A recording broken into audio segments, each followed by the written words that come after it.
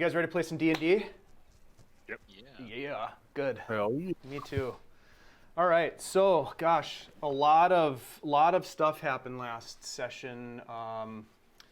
Very investigatory in terms of the gameplay, and you guys learned a lot of different things.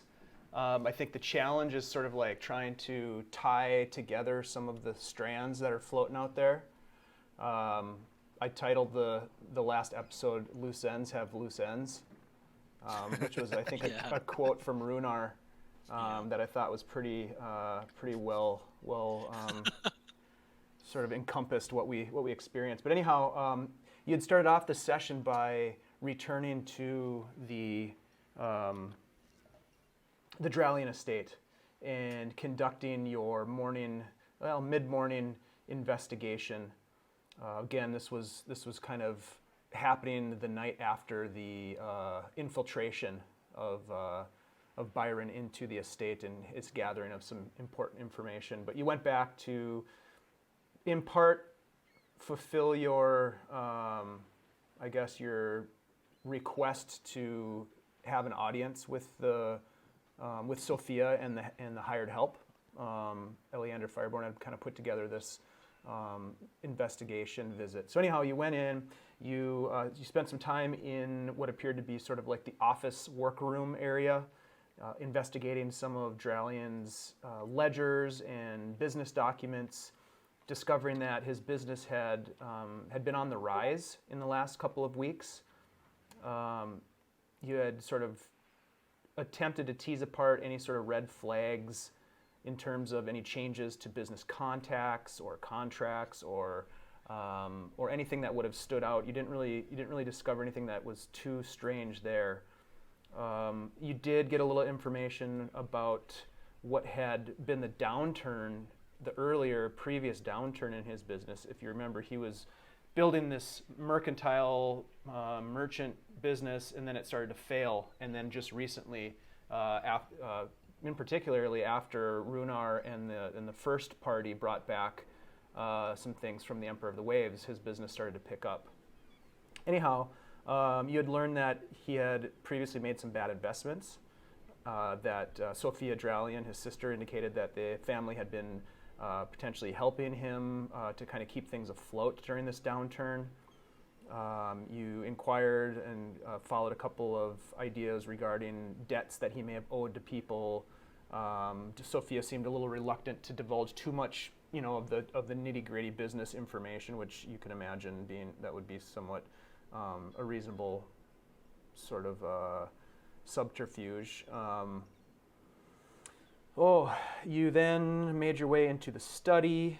The group looked at some of the books that were on his bookshelf, discovering that Aubrek had some interest in esoteric lore and natural history of various locations in Orth. The broken window was investigated in the groundskeeper's storage area. And at that point, the group left to head up to the bluffs, where you had a conversation and sort of a show and tell of the items that Byron had recovered from the estate the night before, including a bunch of loose papers, one of which had a recognizable sketch of a strange archaic symbol that you recognized from, in part from the Isle of Abbey mural, but also in Rhunar's book. Of course, that symbol being representative of the Elder Elemental Eye. There were some notations, measurements, notations, some strange shorthand that was indecipherable at the time. And there was, let's see, what else in the papers? Anything else that you guys have in your notes about the papers?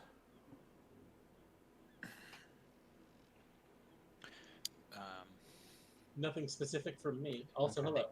Hey.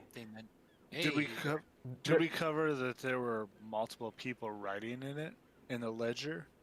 Oh yeah, that is absolutely true. Back to the ledgers that you had looked at in the workroom, there were different workstations in there, and so you had found with your investigation roll, I think it was you, Irin, that there were multiple people working together in this room.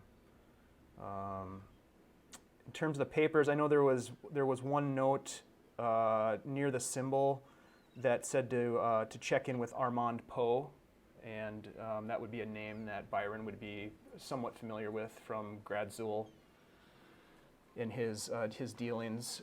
He actually revealed to the group that he was part of the Seekers of the Arcane, so that was kind of a big lore drop in terms of Byron's backstory, that you guys got a little bit of information about that. Let's see, you looked at the blue box. We should definitely mention that. That was a big reveal for Rhunar, who had risked his life and the lives of pretty much the entire crew of the Soul of Winter to recover this box for Aubric. So he had some words of warning and concern about the box and its secrecy and safety. And we all know why he's so rich. Yep, and that was a big lore drop as well. So now you kind of have a little bit of backstory on Rhunar's, the reason for some of his successes in Saltmarsh, and obviously the origins of his growing popularity in the town. Anything else about the box? Aubric's journal. The group split at this point. Byron went back to the snapping line to start digging in a little bit deeper into the journal. He was able to discover, or decipher, I should say, one of the first, I guess the second entry, and he shared with you later the contents of the first and second entry, which referred to things like the Amedio Peninsula, what else? The Hell Furnaces. It kind of like gave you a bit of information about the location of Aubric's interest, what he was sort of seeking with the Ulman Empire references. A lost city of vast treasure and immense power was mentioned. There was, let's see, what else was there? I don't want to give anything away. Something about troglodytes. Yep. The Tomauchan. Yep. Tomoa-chan. Tomoa-chan. Yep. And he mentioned a ancient race of intelligent reptiles. His dreams being obsessed with this Tomoa-chan place, and giving you the idea that this was what he was spending his time investigating and researching before he met his fate. Let's see, what else? I think that's kind of the gist of it. Unless there's anything else that I missed that you guys want to highlight, certainly go ahead and do so.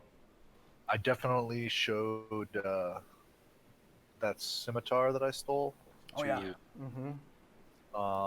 Which we know very little about. And then I don't know if I mentioned. I found I don't think I mentioned it. The like weird technological device that I found on the top of the tower. That did not come up. Okay, so I'll probably look later. Okay. I know that towards the end of the session, you guys were sitting around the snapping line, basically talking about. A lot of the conversation was about the maps, or sort of not the maps because you wouldn't have had that really sweet Greyhawk map, but just the idea of where is this jungle, what is it all about, and then kind of ideas on what you wanted to do next. And so as you kind of laid it out at the end of the session, the idea was to follow up with the Navy first during the rest of the day, and then potentially go forward with this side job that Kreb has for you. And then the other one that was sort of mentioned was the Dwarven Mine situation. Yep. Of course, those are just options. I'm not telling you that's what you have to do. You guys can do whatever you guys will do whatever you want. So, but that's kind of. which is great, and I like it. But that was the gist of the session, I believe. So we'll say that you guys are still at the snapping line. It's probably shortly after into the afternoon, sort of like early afternoon at this point.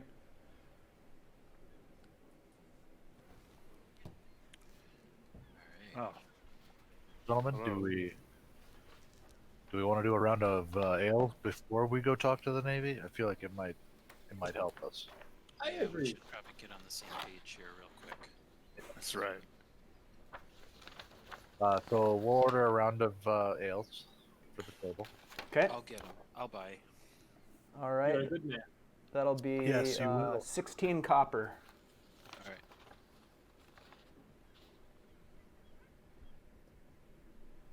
All right, so gentlemen,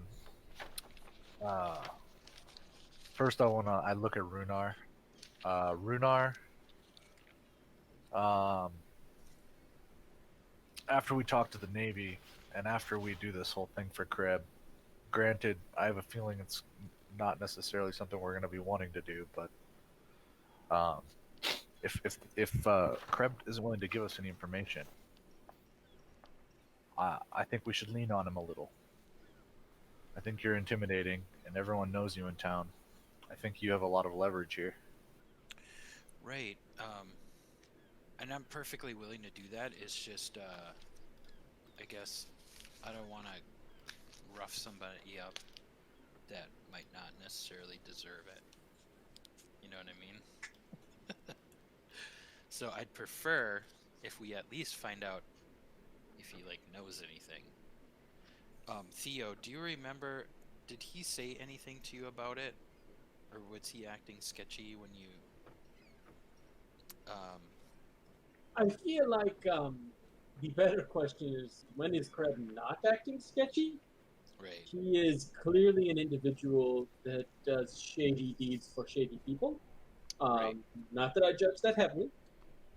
But I mean, yeah, the way I kind of I understood his role in town is that he kind of organizes, smuggling operations, that sort of thing. That doesn't necessarily mean that he would know what happened to Dralian. No, but what I'm thinking is if anyone has come in and out of town surreptitiously, he would at least know this. Right. Also,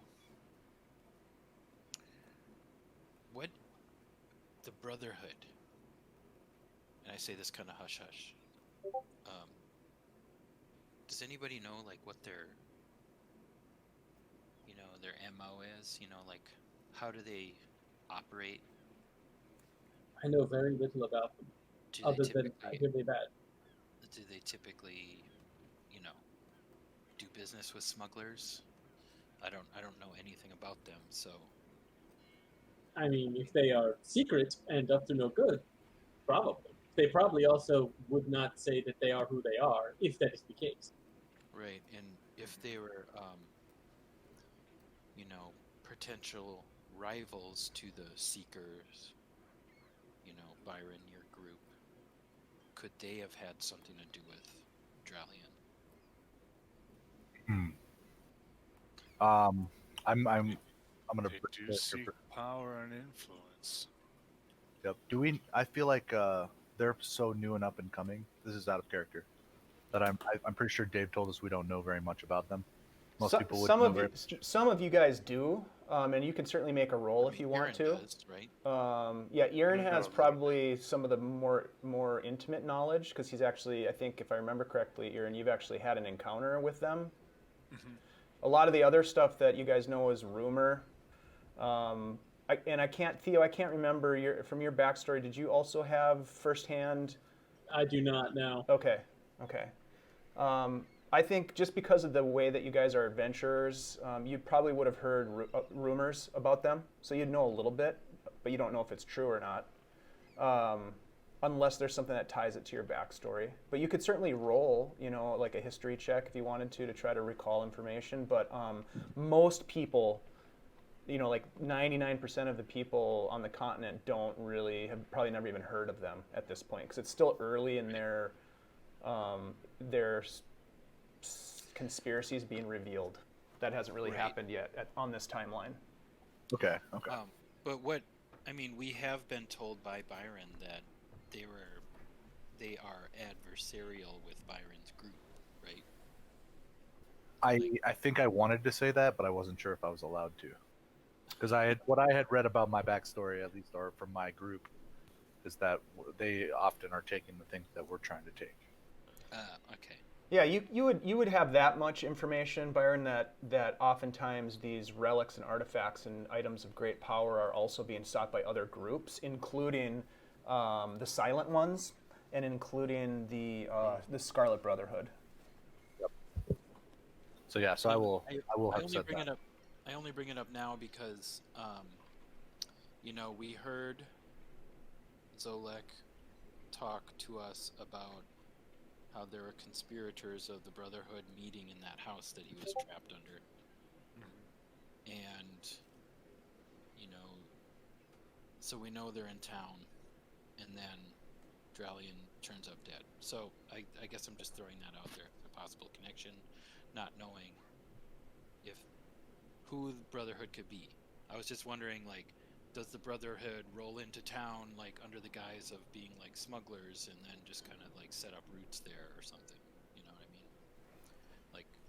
Or are they They just... like to lay low, that's for sure. Or do they... You mentioned to us the Zolek, the guys talking about Zolek. Oh, that's true. You mentioned it to me at least. I think we were all there for that mention of Brotherhood and that Zolek location. I guess I don't know if I mentioned Zolek to you unless I Oh yeah, wait a minute, you weren't there. Never mind. Yeah, I wasn't there. confer with everybody first, but not that it's a huge deal. I don't know. Right, but I mean, let's put it this way: if you mentioned that Zolek mentioned the Brotherhood above where he was, I'm probably gonna be like, where was this? And who the fuck is Zolek?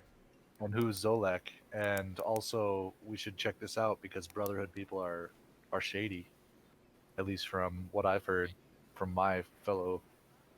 Right. So I guess I'll just defer to Theo and Irin to see what they think about continued conversation at this point. Theo takes know. a real deep drink of his tankard. Yeah. Gets Alright. to the bottom of that tankard and goes, okay, so here is a story. I am going to share this with you because I trust you, and because I think at this point we have enough mutual blackmail that we're locked into a number of problems together anyway. So, What? I'm working through this, okay? The important part is, so out in Crabber's Cove, there was a house with a vampire underneath it. Let's just stop and let that settle in for a second. Well, we went there with the intention to help somebody out. We got something off the job board that said people are going missing in Crabber's Cove. Somebody's husband was missing. We thought, it's not far from town. We can go check it out.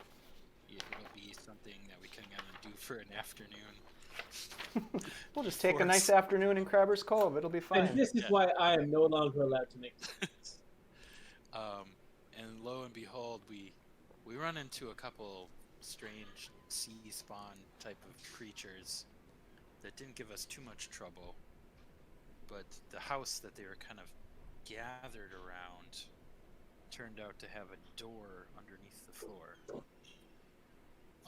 And I don't know, Theo, you could probably continue if you like. So the important part is, beneath this house, there was a vampire. Yeah. The vampire, when we were talking to him, mentioned that he had heard some people speaking in the house above him, and he mentioned that they just were discussed or were part of something a brotherhood. We don't know who was meeting at that house, but it was booby-trapped when we got there. The important caveat that I just want to make sure you are aware of is that vampire is still around here, and he did kill a friend of ours. So we should be on the lookout for that as well. Oh my. And I would probably caution that if you do see somebody like that, we'll sure let you know if we do see him, but do not attack him. Yes. Great care would, need to be taken around him because he's a pretty powerful foe. I see. Did you finish searching his area? Did you find any evidence left behind by this brotherhood? Not completely. I mean, we searched the house pretty thoroughly. It didn't look as though they ever entered the sort of like dungeon area where this vampire was being held. I see. Kind of a secret, locked area. Yeah, we had to like break into it. How did you find it? Our bard found it under the floor. Our friend Farendir Our was a late magic friend worker. Farendir. May he Oh. rest in peace. Well, I mean, it certainly seems like there might be more evidence there that we may not have overlooked, but we'll get there when we get there. I don't know about you, but I'm running out of Veil. Do you want to go talk to the Navy now? Yes, we should do that. Certainly. Do we have any sort of in with them right now, though? Or are we just going to walk up to their boat? Anders said he could make a connection, right? That's true, yes. My character wasn't there for that, but I, the player, recall that. Yeah, so I don't know if they're, if we would require time to do that or not. I guess we could just go over to Anders and see if he can do it now, but we didn't set it up already. Well, their boat's just on the docks. Yeah, We just walk over and say, "Hey, how's it going?" They're actually anchored out in the harbor. Oh. And it is very hard to walk up to a naval ship, say, "Hi, how are you doing?" Be taken serious. It's Well, always nice I'm to gonna have take an out my introduction. boots of water walking. Oh, I Nice. actually have those. I said seriously, not.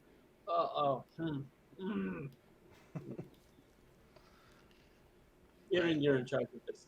We It's, could always, it's always nice to have an introduction. yeah, we could always just swing by Anders' place and see if he could do that for us. Would you like to check into that now?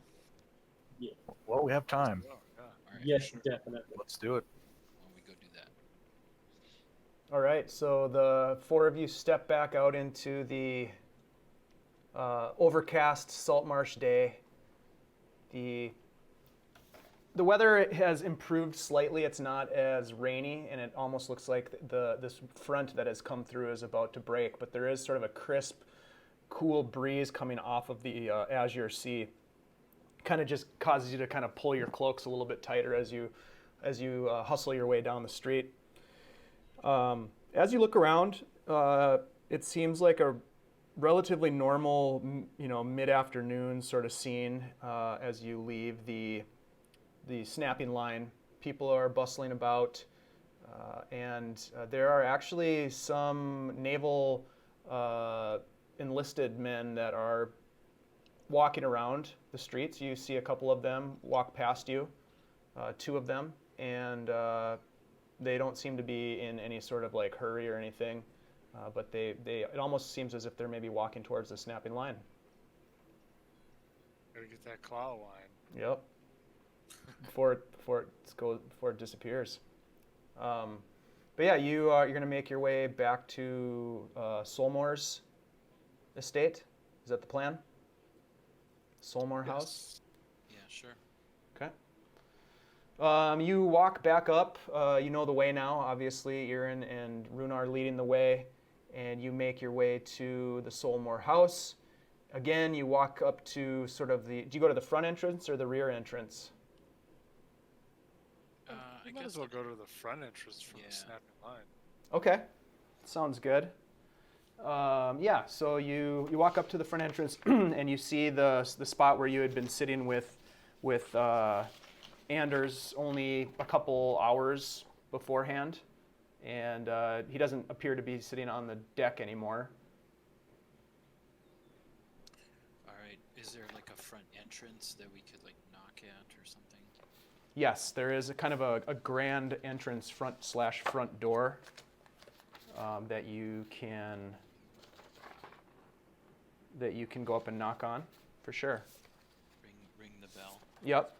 All right, we'll do that. All right, so you ring the bell, and it takes about a minute or so, and then all of a sudden you hear some footsteps come into the door, and as the door opens, you see a gray-haired man that you had seen before, who had interrupted your conversation with when you were talking with Anders earlier and had alerted him to a business meeting that he had to be to. He is, I would say he looks to be about in his 50s, maybe, older human, pretty deep wrinkles across his forehead, a slicked back gray hair that ends in a really short ponytail, beard and mustache gray, and a set of spectacles on his face. And he walks to the door and says, "Yes, gentlemen, how can I help you?" Hello. We were wondering if we could speak to Anders, please. Yes. Please come in. Why don't you sit here in the waiting room here, and I'll fetch him for you. And again, it's Rhunar Deg, Deg, correct? yes. Okay. Yes. One moment, gentlemen. And he kind of walks off, and he's a tall, kind of graceful guy. As he walks away, he's kind of got a nice sort of he's got kind of a nice flow in the way that he walks across the room. But he disappears out of view for a couple of minutes. And eventually, Anders walks into the room. Yes, Irin, Rhunar, gentlemen. I'm sorry, did you forget something, or did you need something? No, it's sorry for the sudden appearance. We just didn't know how else to get a hold of you. We were wondering if you could make that introduction for us to the Navy. Yes. Yes, of course. I said I would make that. Yeah, absolutely. Why don't you wait here? I know that the first mate from the Myrmidon is currently in a meeting at the council chambers. Let me write a note of introduction for you. I am unable to go there right now, but I believe the note will suffice, as will your reputation will certainly precede you. But yes, just 1 second, gentlemen. And he pulls some parchment out of a drawer at a small table, and there is an inkwell sitting on the table as well. And he scratches out a note to basically sort of saying that, I am making the introduction. I believe that Rhunar Deg and his companions, his associates, could potentially be very helpful in your plans. And he kind of leaves it a little bit vague, but you get the sense and he doesn't seal it or anything, he just hands it to you and you can kind of look at it, but it's a very nice introduction that should be pretty helpful. And he says, if there's anything else I can do for you, please let me know, but this should be very helpful. All right. And the man that you are going to talk with is the first mate. His name is Myler Orvid. Myler Orvid. I'll put it in the chat. Myler Orvid. Yep, he's the one you want to chat with. Is there anything else, right. gentlemen, that I can do for you? I'm sorry, I don't believe that I've met either of you. My name's Anders Solmore. And he reaches out his hand to Byron and Theo. Yeah, I am Byron. Yeah, I'm from out of town. I sense a bit of a Grad-Zool accent. I think you're mistaken. Well, it's a Hello. pleasure to meet you, gentlemen. Yes, Rhunar, if there's anything else I can do, please let me know. At this point, I need to get back to my business. All right. Thank you so much for your time. I'll make an Anything else? insight check on him. What are you inciting? What are you trying to get at? Just see if he's a shady character or not. Since this is the first time I've met him. Okay, sure. Or is he maybe he's nervous or something? Yeah, so you get the sense that he is a really friendly guy, and that you also get the sense that he's pretty stressed out about something. Oh, okay. He's being genuinely helpful and following through on something he said he would do for Rhunar, but he also gives off the sense of sort of hurried, and he needs to get back to something that's pressing. Right. Yep. Yep. Like he's like maybe what we're doing is stressing him out, or That's I the get hard that- part. that vibe? That's the hard part. You're not sure. okay. Yep. Okay. All right. Well, that's yeah. If we're ready to go, then I'll follow you guys. All right. Okay. Thank you for your time. Gentlemen. I'm sure we'll see you around. All right. He heads out, or you guys head out. Sorry, of the house, and he's He heads out. Everyone heads out Later. everywhere. yeah. He's We like live later. here now. Yeah. This is our place. Wait, this is my house. You guys make your way to the council hall, and you walk in, and you see that sweet old lady sitting at the front counter. Ah, Rhunar, welcome back, gentlemen. I hope you're having a wonderful day. What can I do for you? Does she have any candy on her desk? You could roll a perception check if you want. I'm gonna check it out. All right. Perception. Mm-hmm. Wow, that was a euphemism. You're literally looking for candy. Oh my. I want candy. Yeah, so she doesn't keep it on the desk up on top of the main part of the desk. She keeps it kind of down below in a small glass jar. There are some Oh. hard candies, but you definitely see them, and there's a bunch of different colored candies, blues and reds and yellows. They look really tasty. Wizards. That's amazing. All right. Just checking. I was just wondering if there's like a bowl I could, Yeah, hold on a sec. All I'm gonna roll a perception check for her because I don't know what her. Is she seeing you scope the candy? Nope. Well, are you doing it like deceptively, or are you being obvious about it? No, deceptively. All right, roll a deception check then.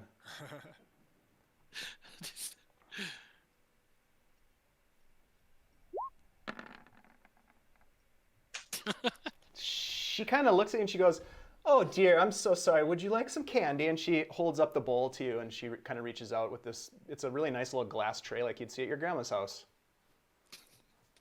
I'm gonna take like an oversized handful, just shove Oh my hand my! into it. Oh my!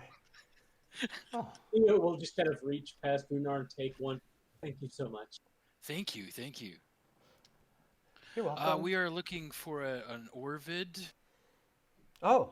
We hear he has a meeting here today. I was wondering if we could see him. He's, Yes, Captain first mate Captain on the- Orvid. Yes. yes. He is in a meeting right now. But is it? I mean, I guess I could interrupt the meeting if. Yes, please. What's? Oh. We can wait. We can wait. It's okay. We can, but do we want to? Here, have a candy. I will look at you Byron. with the most poisonous side eye. All right.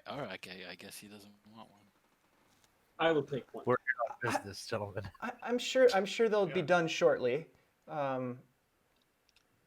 Yeah, if you could just, I'd hate to interrupt them. Okay. I can tell this is stressing you out. Yeah. We will have a seat. It is not a problem. Thank you so much, dear. So you guys take a seat, and it's literally like 5 to 10 minutes later, so it doesn't take very long. And a door opens. You can't see the door open, but you can hear it opening down the hallway, and you hear footsteps coming, and you see let's see, who would know who this is? So Rhunar and Irin, I believe, would know the face of Gellin Primewater. He's kind of got this widow's peak kind of hair that kind of flows back short, but into like two.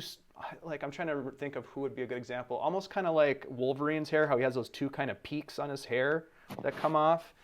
He's very well dressed. He's got this long, twisty mustache, and he's walking out having a conversation with this fellow who's obviously part of the Keelan Navy, who you would, basically it'd be safe to assume that is Mylar Orvid, and the two of them walk out, and as they do, they kind of stop talking, and Gellin looks at you and says, Rhunar Deg, to what do we owe this wonderful surprise? Hello, gentlemen. How are you doing today? Gellin reaches forward and shakes your hand and looks to Irin and nods and says, how rude of me. Let me introduce my friend here. This is Captain Mylar Orvid, who serves on the Myrmidon with the Keelan Royal Navy. He is here for a couple of meetings that we just stepped out of. I think he would be a good person for you to know, Rhunar. Yes. Actually, we came here to speak with Mylar, and I'm gonna hand him our little intro note from Anders. He nods to you and says, "Pleasure to meet you." And he takes it and says, and actually, you have met him before. Both Irin and Rhunar, you spoke with him about I can't remember exactly what the conversation was, but you had talked to him, I believe it was after you got back from the Abbey Isle. And about the warning about possible pirates. That's right, you were warning him. Yep. Yeah, we attempted to, but he kind of brushed us off, yeah. I think. He takes the note and he unfolds it and reads it and says, well, I would love to hear what you have to say, gentlemen. Please, Gellin, can we utilize the office again? And Gellin's like, absolutely, gentlemen, come. And he leads the way back to this office where there are a bunch of chairs around a large table. And as you all sit down, or whoever sits can sit, Gellin goes over to a cabinet and pulls out some liquor and starts pouring some drinks. And the naval officer, Mylar Orvid, says, now, please, tell me what you have to say. I'm very busy, but I'm willing to hear what you have for me. Well, it's I guess pretty simple. We're a group of companions, and we're wondering if there was anything that we could help the Navy with right now, in terms of any problems you might be having in the area, with rumors of this Sahagwen threat. Just to see if there's any work available for an adventuring group such as us. So it seems word is spreading, Gellin, of the Sawajin conflict. But yes, you are correct, Rhunar. I don't know how much you're aware of at this point, but there is a growing concern among the leaders of this community and of the Crown that there is a tribe of Sawajin that are nesting nearby. There's indications that they intend to mount an attack, possibly against Saltmarsh, possibly against Seaton, we're not sure. But there have been many developments recently. I don't know how far back I need to go, but this is a relatively recent development where and Gellin says, they're very aware of the lizard folk. We actually tried to hire them to look into the lizard folk situation. And he says, very well. Yes, so it appears as though there was a plot that was uncovered where some smugglers were selling arms to the lizard folk, and the town hired a group of investigators or adventurers, if you will, to find out what was going on at the lizard folk lair. They, upon investigation and with some very smart diplomacy, they were able to ascertain that the lizard folk were actually arming themselves as a defense against this potential, very, very likely, it seems, attack by the Sahwajin. Just recently, the Myrmidon was called back to Saltmarsh, along with another ship, and we are the first of hopefully more Keeland naval presence that will help to defend the region should an all-out battle escalate. We are hoping that we can diffuse the situation with some sort of a strategic preemptive attack. So, what kind of skills do you have by way of subterfuge, stealth, and deception?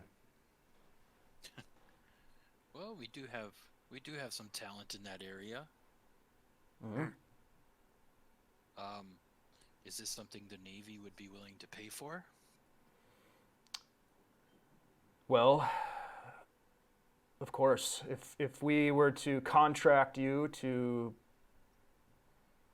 pursue an official Keeland naval mission, that would be compensated.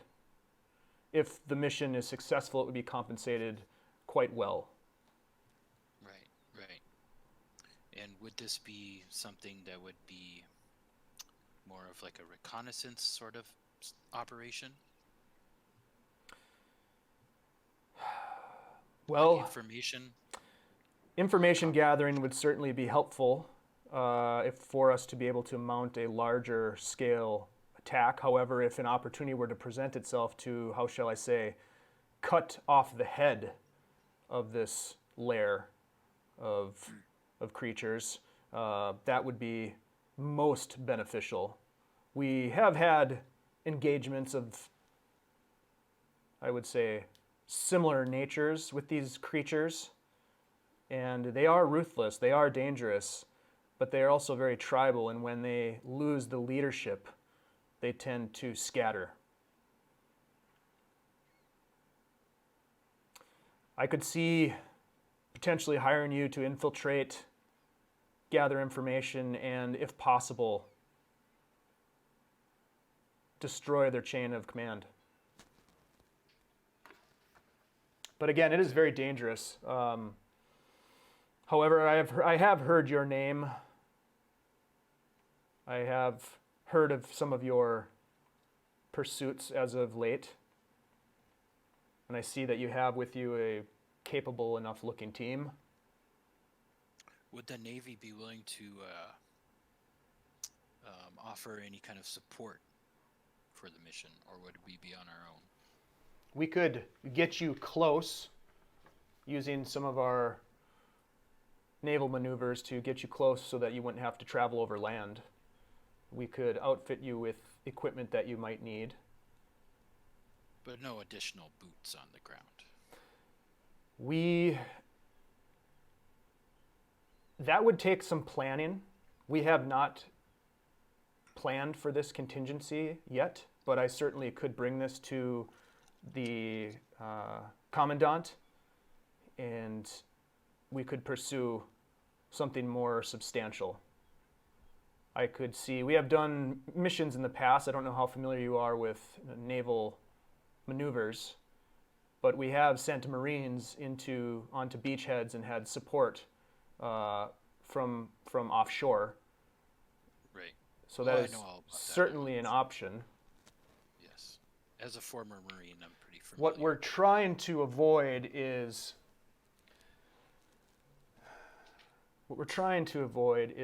committing ourselves too early in terms of being unable to provide protection for these towns. If we were to move, for example, the Myrmidon or the Bannockburn to offshore of the Sawajin lair, that could leave us open to some sort of a unforeseen challenge, if you catch my drift. But Right. war plans are underway, and I would certainly be willing to pursue this course of action if that is something that you are interested and capable of doing. Indeed. And he looks at Gellin, and Gellin says, these men they're very good at what they do. And he kind of lifts his glass to you and kind of gives you a little nod, and he's sipping from his glass. Each of you has a similar glass in front of you. So tell me, could you get us? Do you have an idea where these Sogwin are staging their attack from? Yes, a number of the lizard folk were able to produce a crude map that identifies the stronghold's location. It is on an island in the estuary of the Javan River, 50 miles west of Saltmarsh. Is that relatively close to the mine? Gellin pipes up. The Dwarven Mine? Yes, no, yes. no, it's not. The Dwarven Mine is east of Saltmarsh. Oh shit. And would you be providing transport?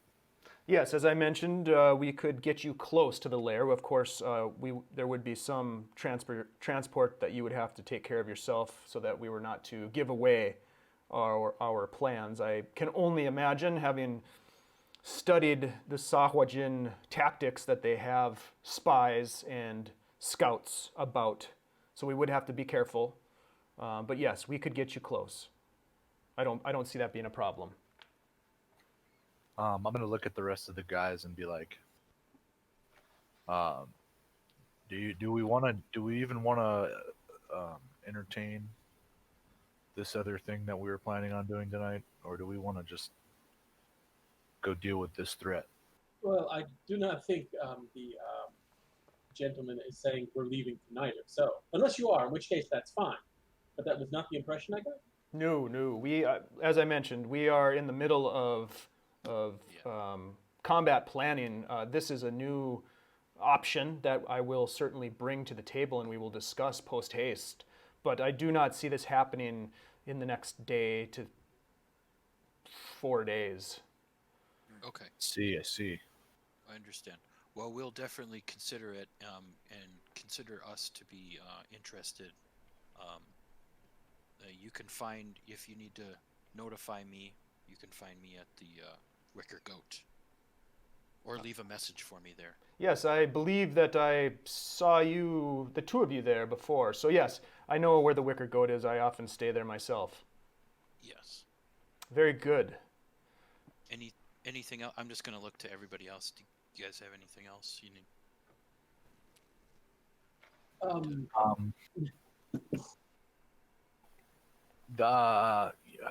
Yeah, you know what? I'll bring it up. I'll ask the Navy guy if he's familiar with Aubrek Dralian. The merchant who was recently murdered. I know of the case, just very tangentially. I do not know him. I do not know him other than that, other than by You have name. not heard any rumors of his death? I do not deal in rumors, and to be honest, no offense to any of you or the town at all, he turns to Gellin, but this is not of a matter that is of importance to the crown. Figures. All right, well, I'm done with them. The one question I would have, which is purely a matter of logistics, once things begin moving, is our Sahuagin layers. Do we know if they are entirely underwater, or are they more aquatic or amphibious, as it were? You're asking him that? I'm asking the room, including him. Okay. Well, some of you might know if you've done battle with them before. I'm not sure, but he says in my experience, the majority of these lairs and outposts tend to have substantial underwater components. We do have some items that would be helpful to non-water breathing creatures such as yourself, to be able to maneuver through these areas. That is precisely what I was wanting to make sure we discussed. We will also, of course, cast about our own nets, as it were, to see if we can find anything to assist with that as well. Potions of water breathing, for example, would be helpful. It is as if you read my mind. Indeed.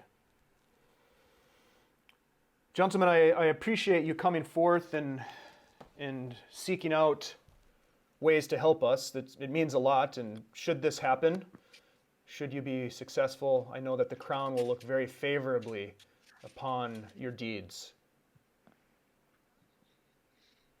How could a man say no to that? Well, thank you. Thank you for taking the time to meet with us today. Yes, and shall we schedule a follow-up? I would like to talk to my superiors, discuss with the War Council the options, but I should have more details for you in, I would say, 2 to 3 days. That should be fine, yeah. Absolutely. Very good. If you are unable to reach me, the best place to check is with that wonderful older woman out front with all the candy. She will be able to set up a meeting for us once you're ready. But I think Yes, 2 to 3 yeah, days yeah. should be sufficient. Ah, okay. Sounds great. Very good. At this point, Gellin he finishes off his drink and says, "Brilliant, gentlemen, brilliant. I'm looking forward to this partnership, and I think it's going to be fantastic. Please, if there's anything that I can do for you, I am at your service." And he just kind of bows to you, and then he kind of ushers you out of the room. As he's ushering us out of the room, I'm gonna just like lightly say to him, like really quietly, just be like, "I want you to put out whatever resources you can afford to put out towards listening for any rumors. And when we again convene, I would love to hear all of the rumors you pulled together about Aubrek Dralian's murder." Oh, well, that, my friend, should be quite easy. There are rumors abounding.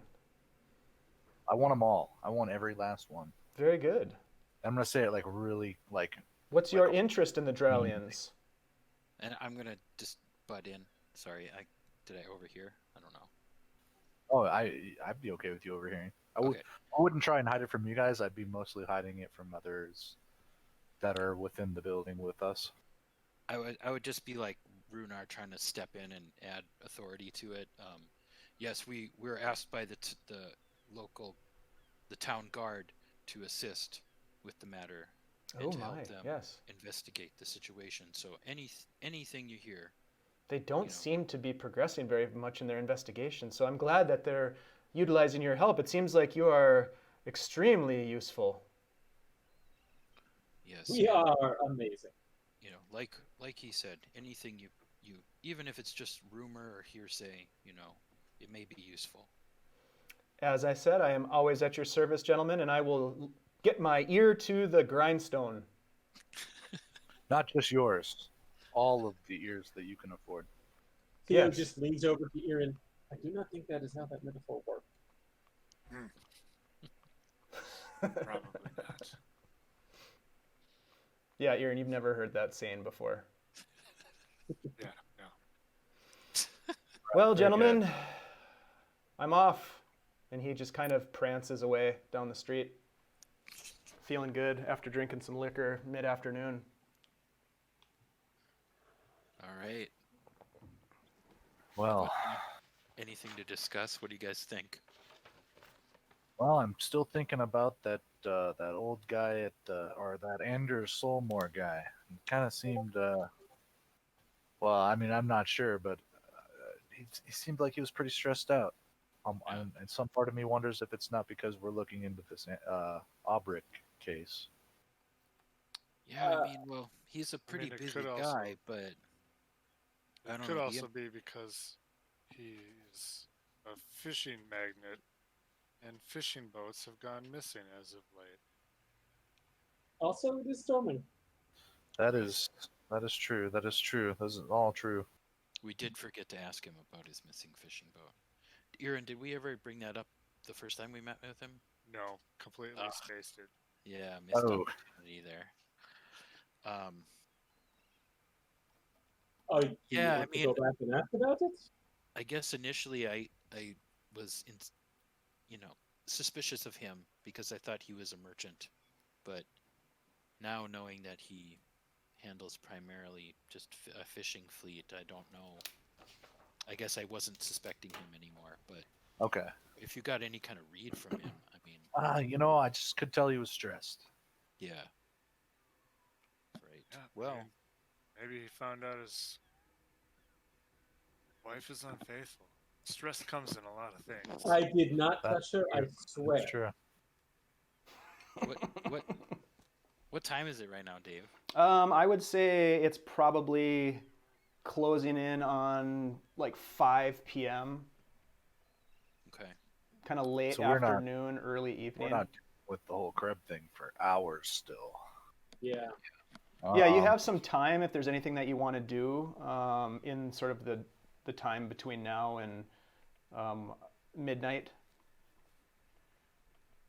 I mean, we can certainly fast forward too, but if there's stuff that you want to do, then you can certainly do that. I mean, if we don't have anything pressing together, I have some things I could take care of. Sure, yeah. You've got time if you want to split up and do something. I'm open to. I guess I don't really know what else we could do. What do you If What do you want to do, it's 5 Irin? o'clock, What's that? If we have time, I would go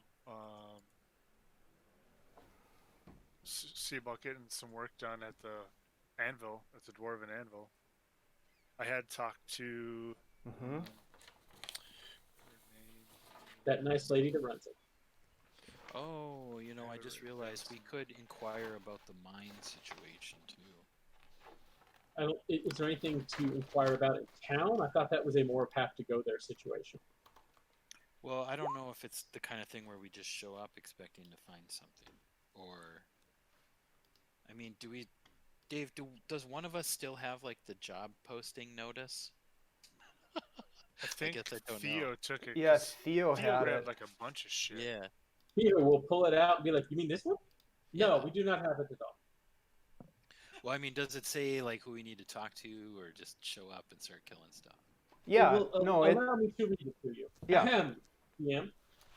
Allow me to flip through my notes real quick. Let's see here. Security at the mine. It basically said that there were some skeletons and other undead that were causing a nuisance at the mine, and they were offering 100 gold pieces to help with security. Contact Manistred Copperlocks.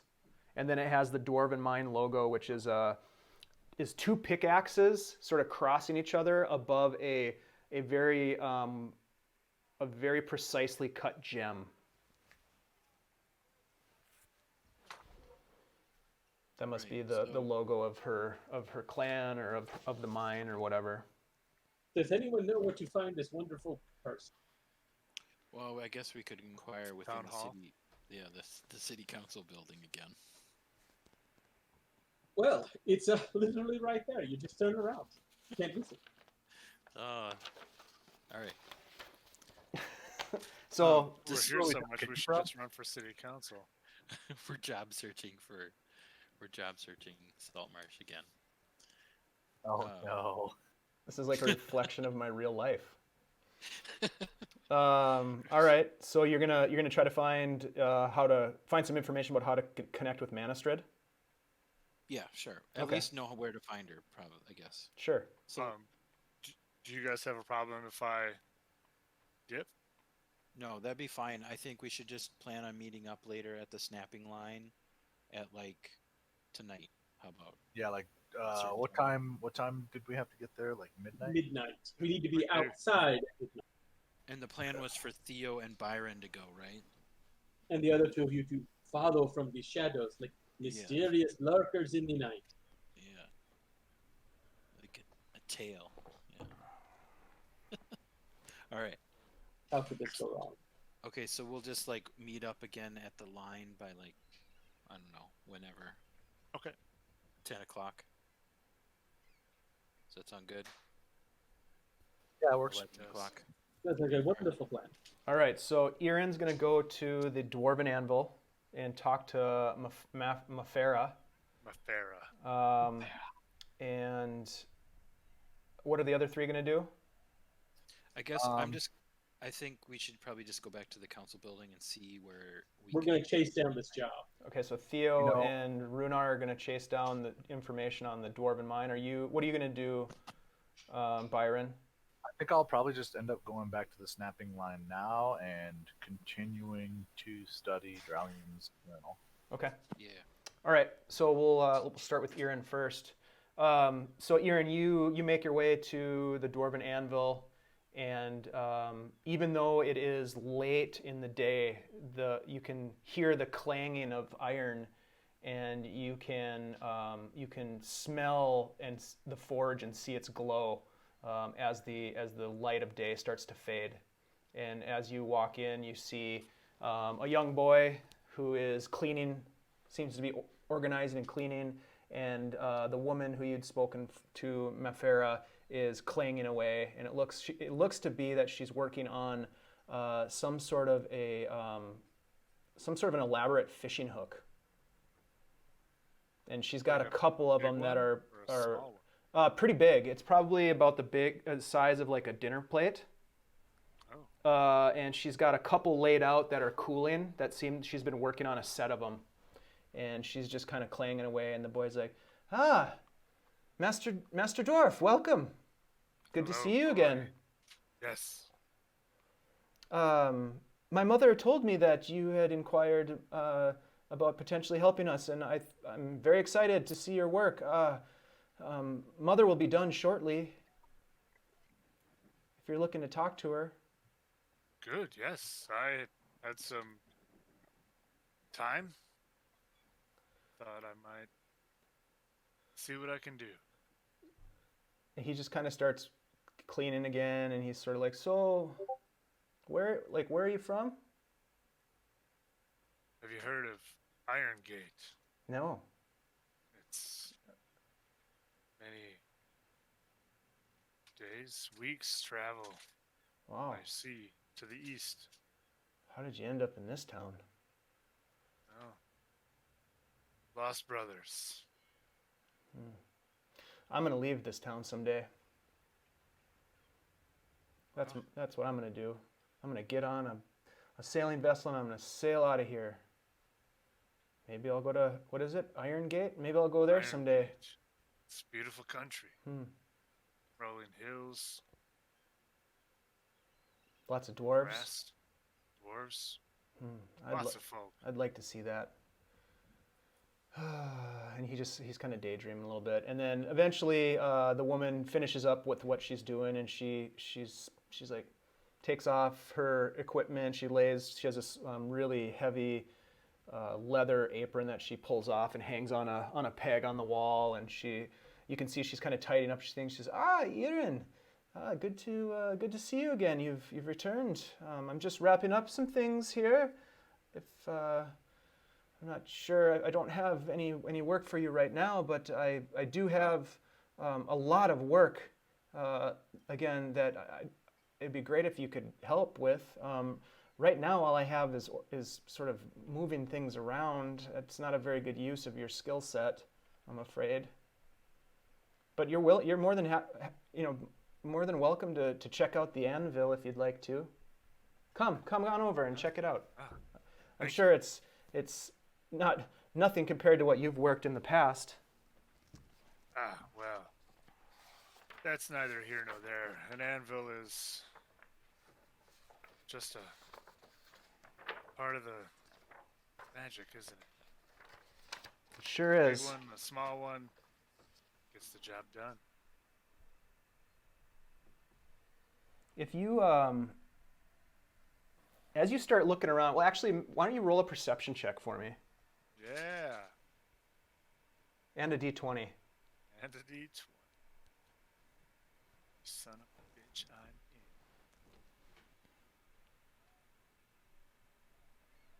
Oh, it's a great perception.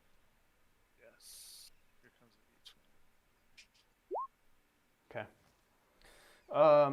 You kind of look around as you walk up to the anvil, and I mean, even with a very low roll, I mean, this was a pretty easy DC to be able to see from your experience that her tools are fine dwarven tools. I mean, these are Nice. she's not just swinging, a tool time brand. This is like craftsman elite level stuff. And the forge itself looks of very high quality and very old.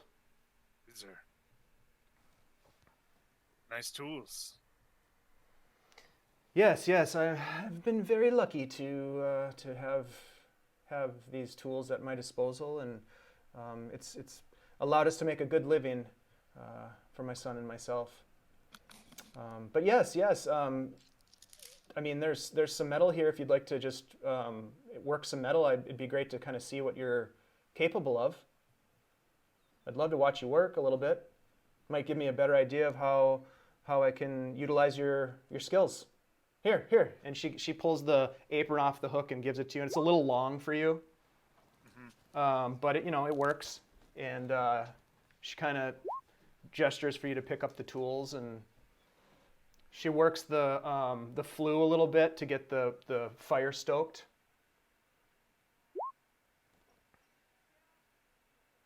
What do you do?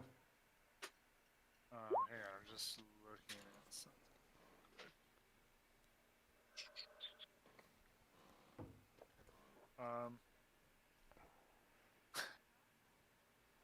Yeah. Yeah. I'll give her. I'll take out my my hammer, Okay. and yeah, I'll craft something. All right. I'll move some metal. Do you have anything in particular that you want to craft? Make you a nice horseshoe. I think.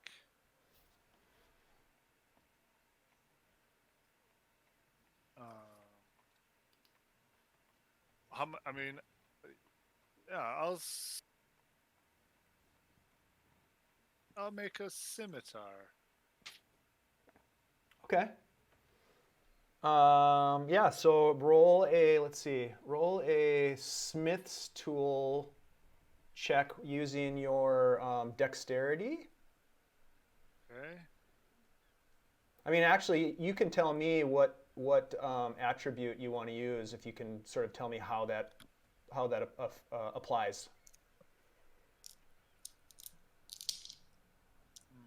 All right.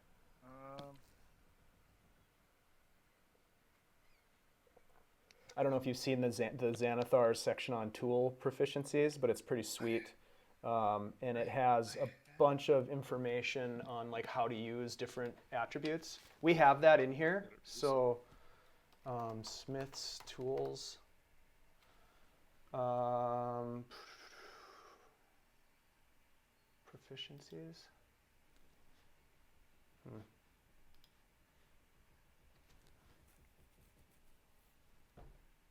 Why don't you think about that, and we'll move over to we will move over to Byron real quick, and we'll come back to you. Okay, Irin? Okay.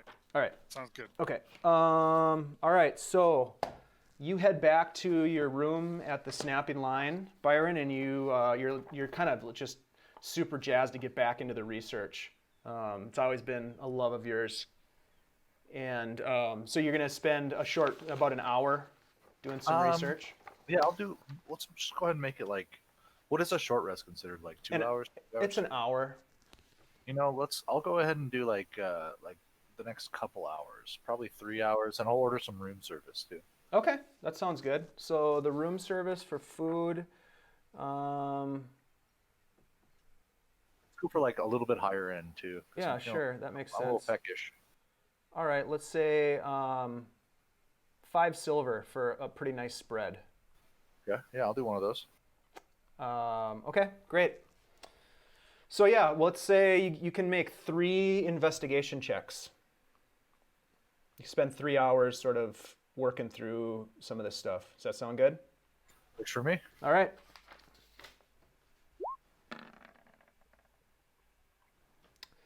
So the first hour is just you're trying to kind of get back into the sort of the strange syntax of the shorthand that Aubric wrote his notes in, and kind of looking back at the second journal entry, which you were able to decipher, which was a very pretty simple and short entry. You're sort of just trying to figure out, like, okay, how do I translate what I figured out there to these other entries? And for the first 2 hours, you struggle at it, and it's just not making sense, and you're having a pretty difficult time of it.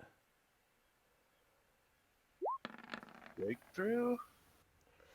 But by the third hour, you are able to start to, you're like, okay, this means that, and he's this, oh man, the clever bastard, he uses this, and okay, so now you're just like starting to get the gist of it, and so you are able to uncover one of the journal entries. So let me open that up for you.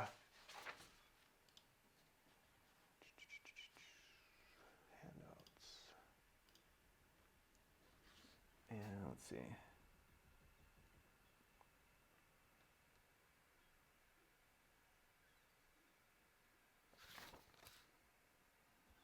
I'm gonna look at which one I'm gonna.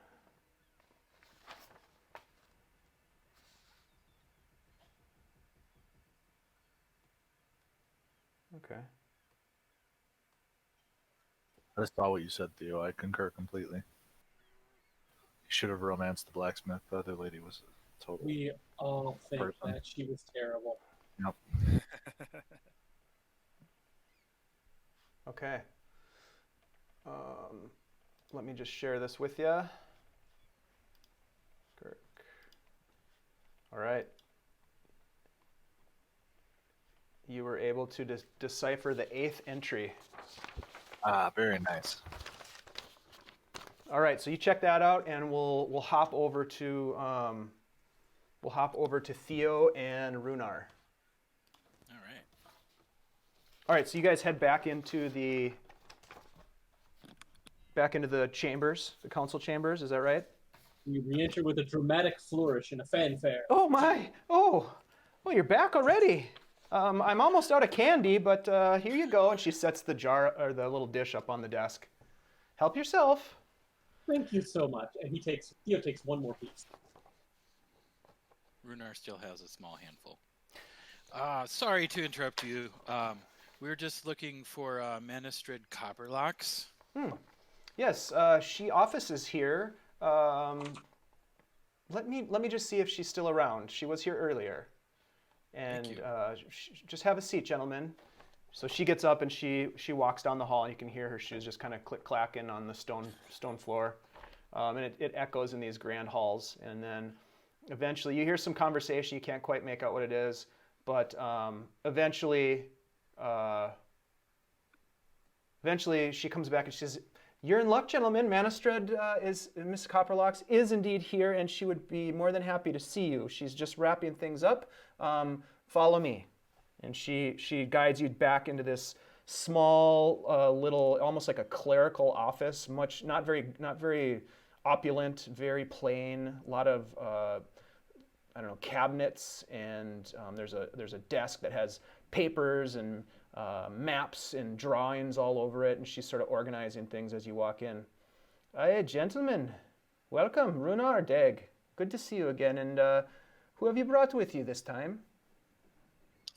This is my associate Theo.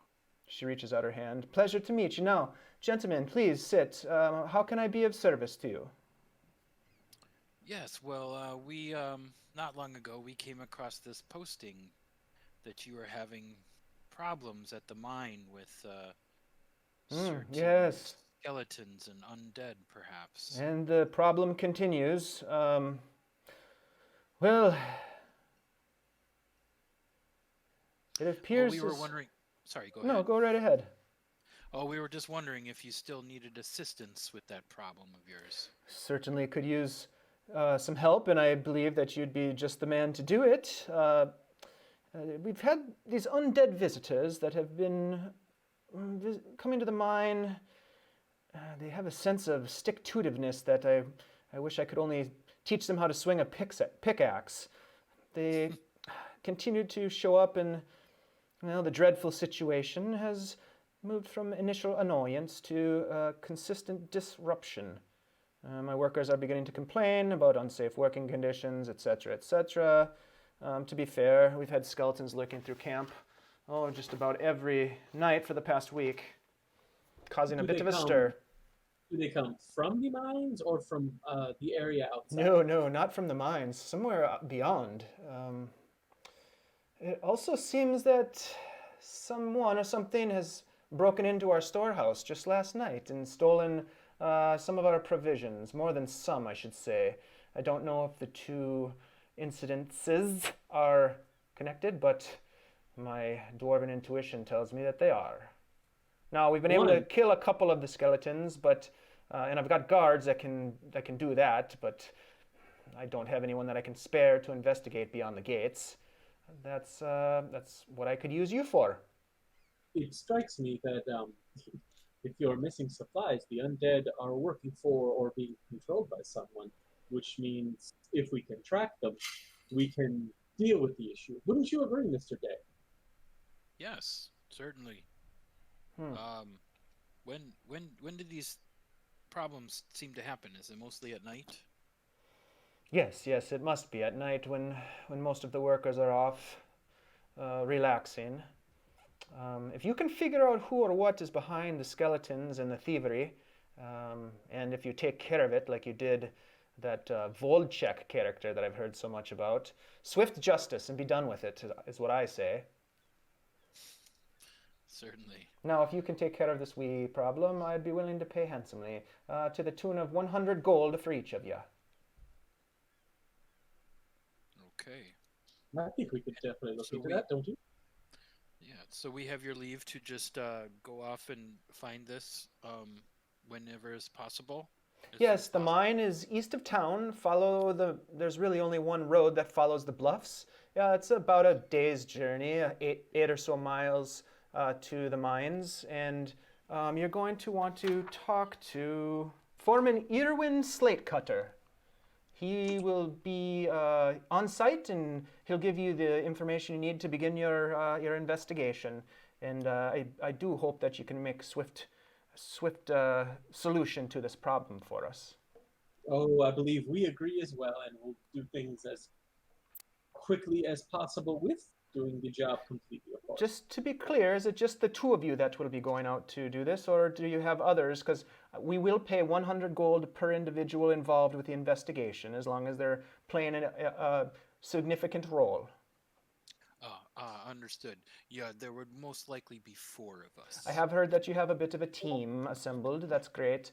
Yes, so 4, that would be perfect. Okay. All right. Well, as soon as we get a chance, we will look into your situation. Oh, Most likely, leave on the morrow. that is spectacular, gentlemen. Thank you very, very much. Now, if there's anything else you need, please let me know. Otherwise, please do reach out and connect with Irwin. He will be more than happy to see this problem erased. Okay. Thank you very much. Theo will bow and also leave. Okay, the two of you make your way out and start heading back to wherever you're going to go next, which think about that for a second. We'll switch back over to Irin. So, Irin, what do you got? I'm not gonna do anything fancy. Ultimately, I'm not gonna make a sword. I probably don't have time to do that. Yeah, you have a couple hours, you know, if you want to. Well, I'll hammer out a nice, like, curved, like, knife. You know. Mm-hmm. Can you bang out those fishing hooks she was working on? I don't want to start Or are those too showing off. complicated? I don't know. I don't want to be like, oh, hey, you hired me. I'm gonna immediately do what you're doing, but maybe do it better. Mm-hmm. That's not a bad. That's not a good way to start. I hear you. I hear you. What, impressing the boss? Just trying to romance you? You can't go too crazy right off the bat, otherwise expectations will be high for the rest of your employment. Oh, you're absolutely right. Crazy high That's expectations. bit me a few times. Yep. Show your hand. To your Okay, so you're gonna work on like a full, what is it called? Like Tanged. tang. Thank you.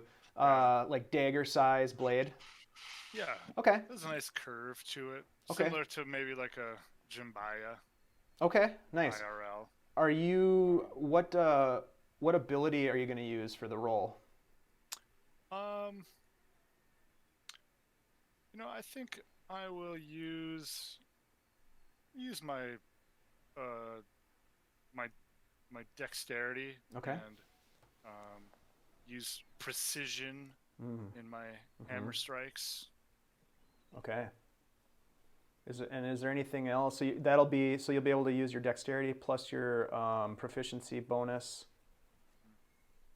I don't know if you have anything else as a dwarf, but yeah, when you're ready, go ahead and make a roll for me. Double check. Racial traits. Nope. Just gives me the ability to have and use those. So I'm. Is there going anything- to- Is there anything you can use from your background that you that's a can good- think of creatively? Let's see.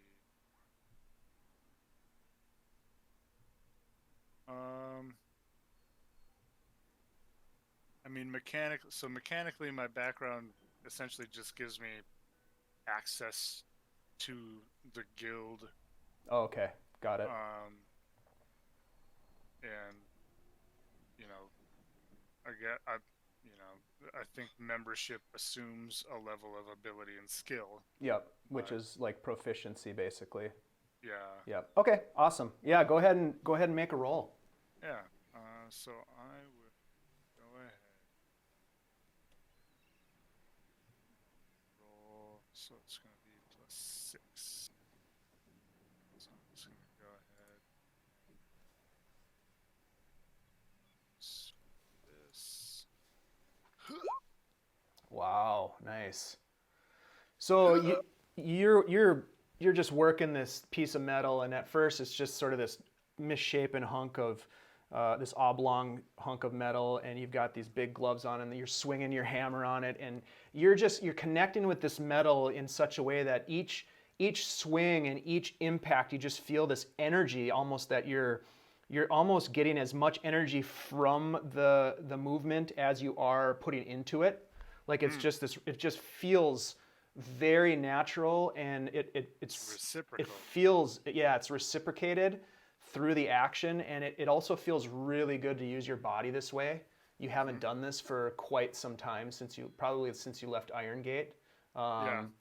And so you get this really sense of almost like you're in the zone. You've got this, I don't know if you're familiar with like the sense of flow, but you're in this flow, and you're just hitting this, and it takes a while. I mean, you're there for 2-3 hours, maybe more, just working this metal, and at some point, you take a break and you sort of cool the metal, obviously, and you're examining it, and you don't even realize this, but the boy and the woman have left, and then she comes back with food, and she puts a plate of food out, and she kind of sits on the countertop, cross-legged, just watching you. And the boy is kind of there, standing on the other side of the counter, and he's kind of got his hands up and his chin resting in his hands, and he's just kind of watching you with a sense of awe. And you're working this metal, and it takes a while. Eventually, you take a little break, you eat some food, you get back to it, and by the time you're done, you have this really beautiful, extremely sharp edge, unfinished, but but very, very nice looking blade. And as you cool it, and the steam kind of billows up, and the forge kind of starts to cool, she looks at you and says, "You've definitely got some skills. That's beautiful. Where did you learn this? Say that last part again. Where did you learn this technique? It seemed almost it's a very unique way of working the metal."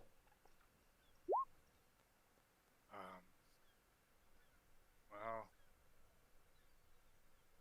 they have told me I'm gifted. Indeed.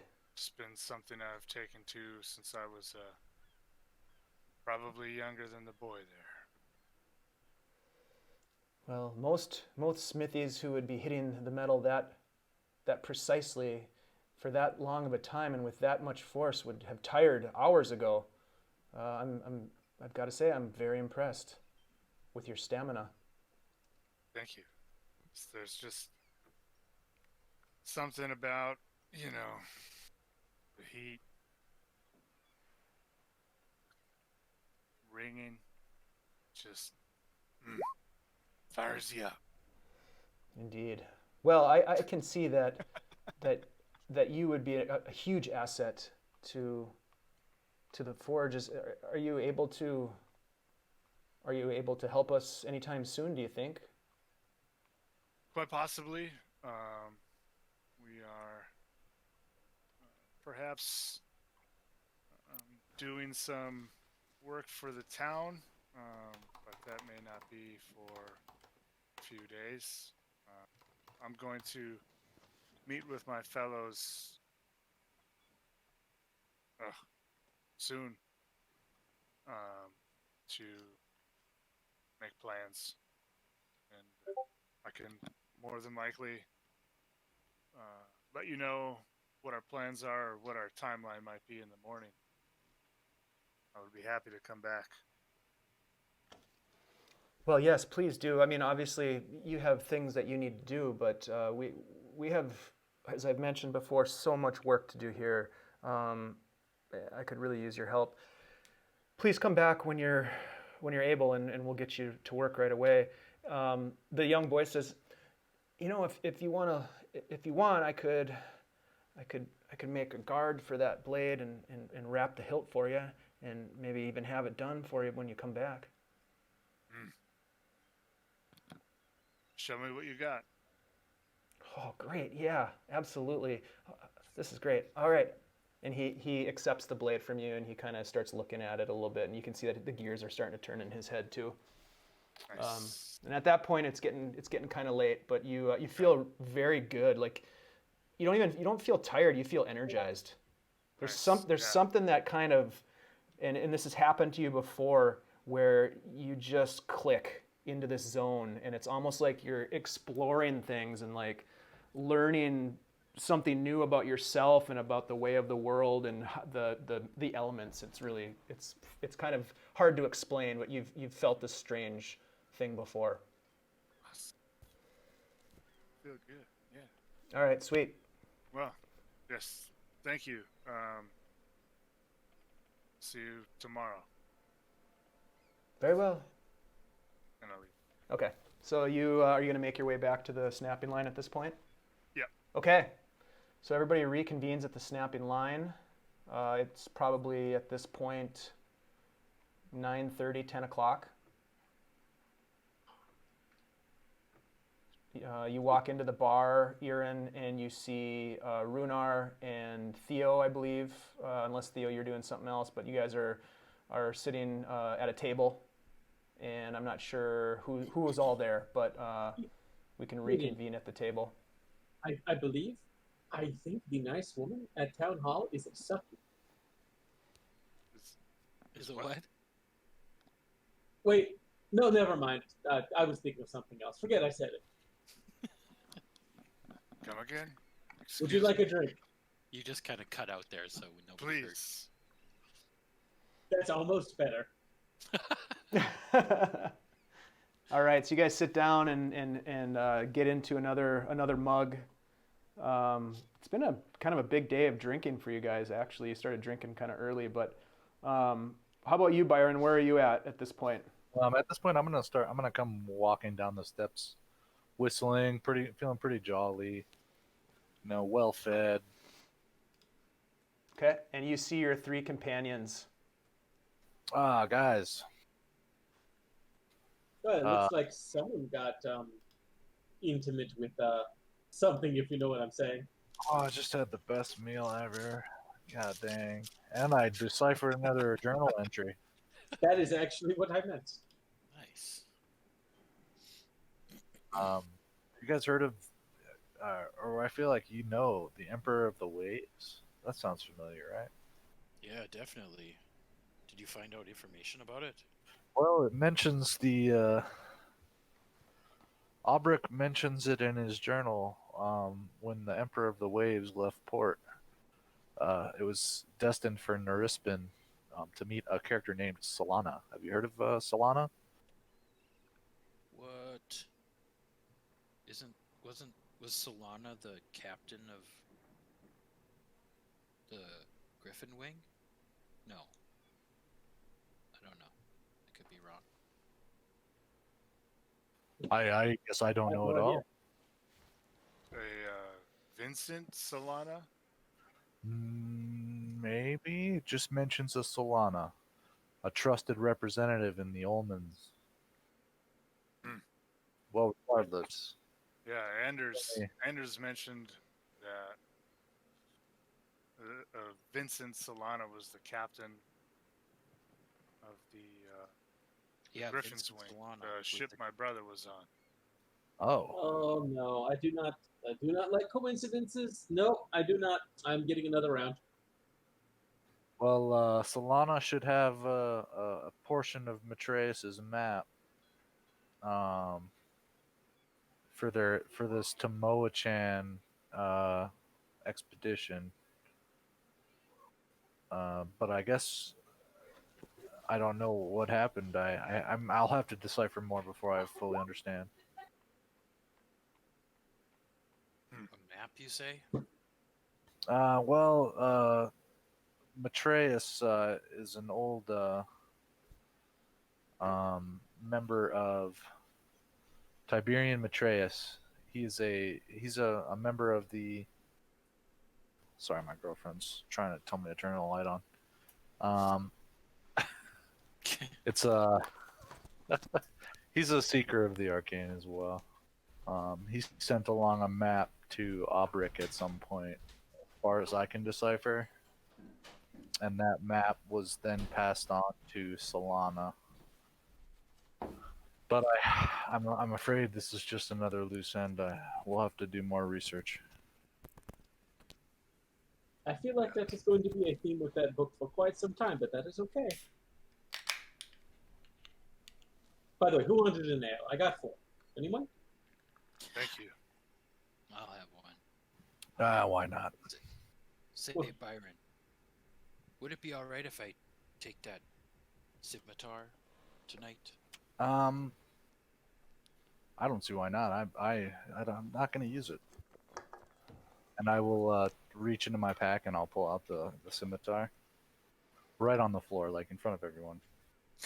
Byron's just, or I'm sorry, Runar's just gonna start winding like the hilt with like a piece of leather just to kind of disguise its opulence. Don't worry. I don't think anyone knows about it. Okay, just to be on the safe side. I don't know. That is probably wise, but I mean, and I'll say this very quietly. I snuck into a room that I don't think they knew about, and I found it on the wall there. So Well, the things get around in a small town, and if his sister do anything, it might be a giveaway. So it is. Rhunar is being wise. We're going to support this when it happens. you know what? I agree.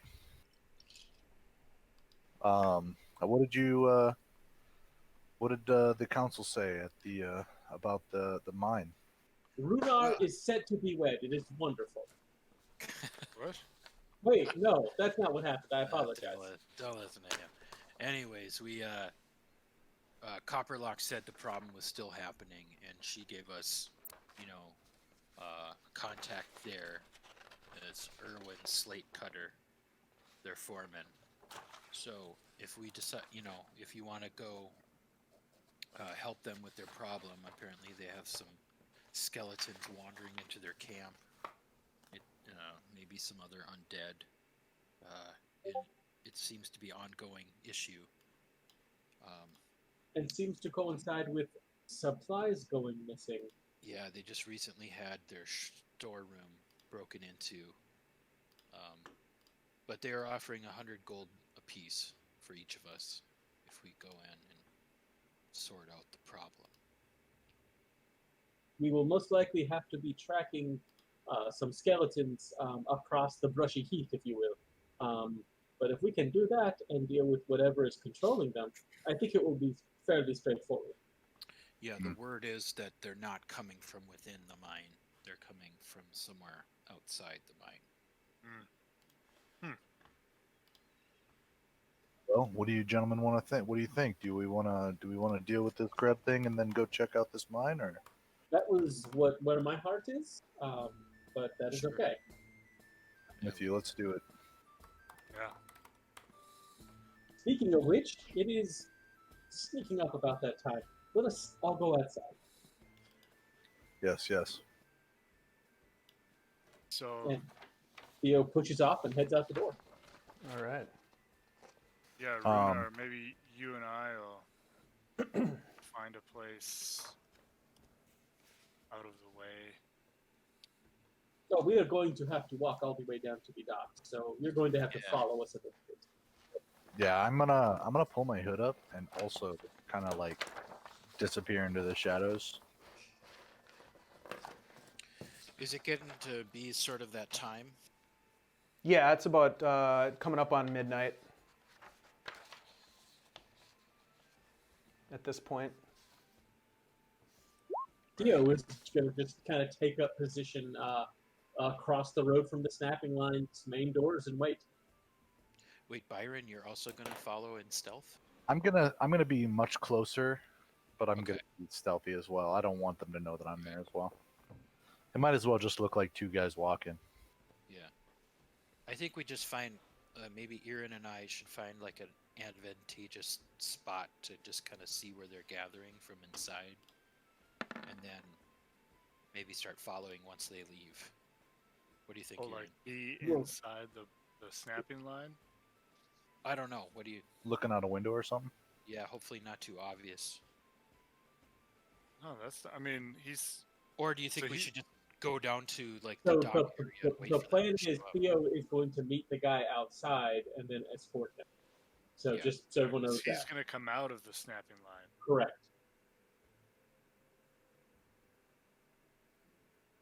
Yeah, maybe we stay in the snapping line Yeah. and then follow after. Real nonchalant, Yeah, taking Like- a stroll. like if you were flying a stolen Imperial shuttle with decades-old codes. Right. Yeah. We're not talking about Theo's misspent youth. Okay, so we have a plan then? I think so. Yeah. I mean, yeah.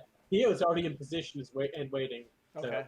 good, All right. So setting I'll the put bar. Byron across the street in like the shadows.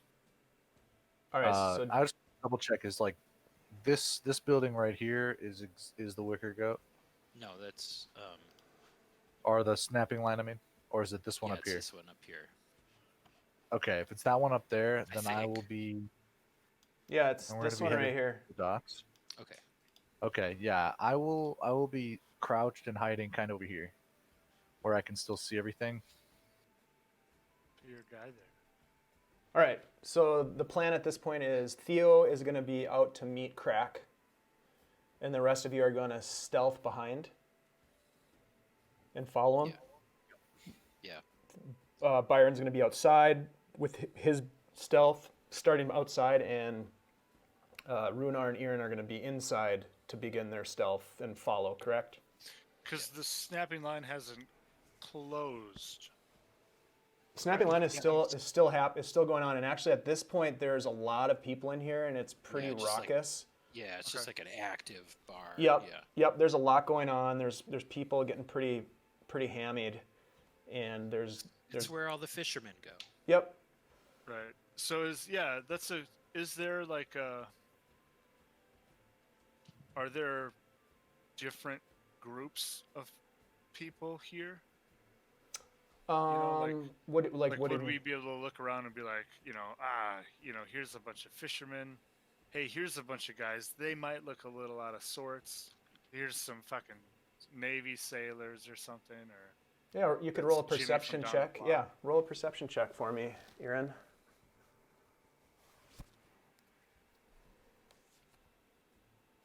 yeah, all right. There you go. Yeah, you look. So you kind of scan the room as you're waiting for your to start the stealth, and yeah, I mean you can see that there are multiple tables of sort of the salt of the earth, fishermen types, dock workers, folks that probably work in the fishmonger plant where they process the fish and package it for shipment. There are a couple of naval folks in here, probably off of the two. Likely off of the two ships. It doesn't seem to be anybody that stands out like an individual that stands out, but certainly there are a lot of people from the town in this place, and you look around and you do see some folks that seem like maybe they're from out of town. They might be dressed a little bit nicer. Okay. Nobody who looks like outwardly ne'er-do-well sort of folk. There's nobody like glaring at you or being threatening to you. Okay. Yep, or threatening anybody else at this point, really. Okay.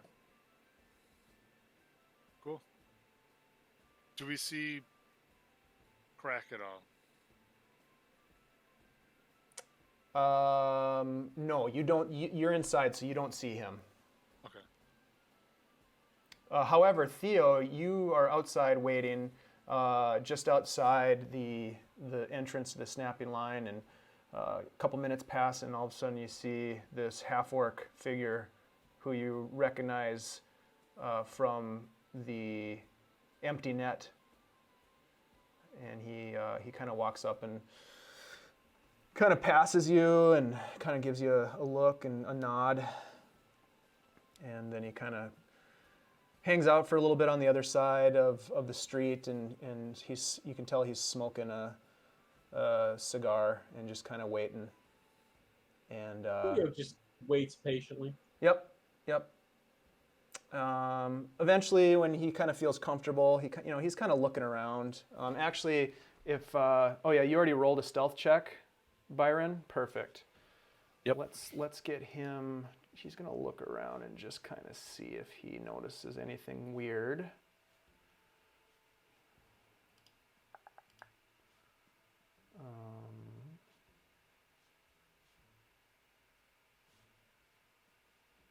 Where is he?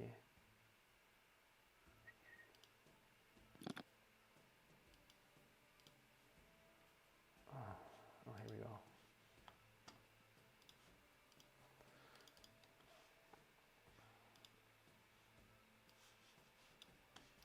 Sorry for the delay here. Perception.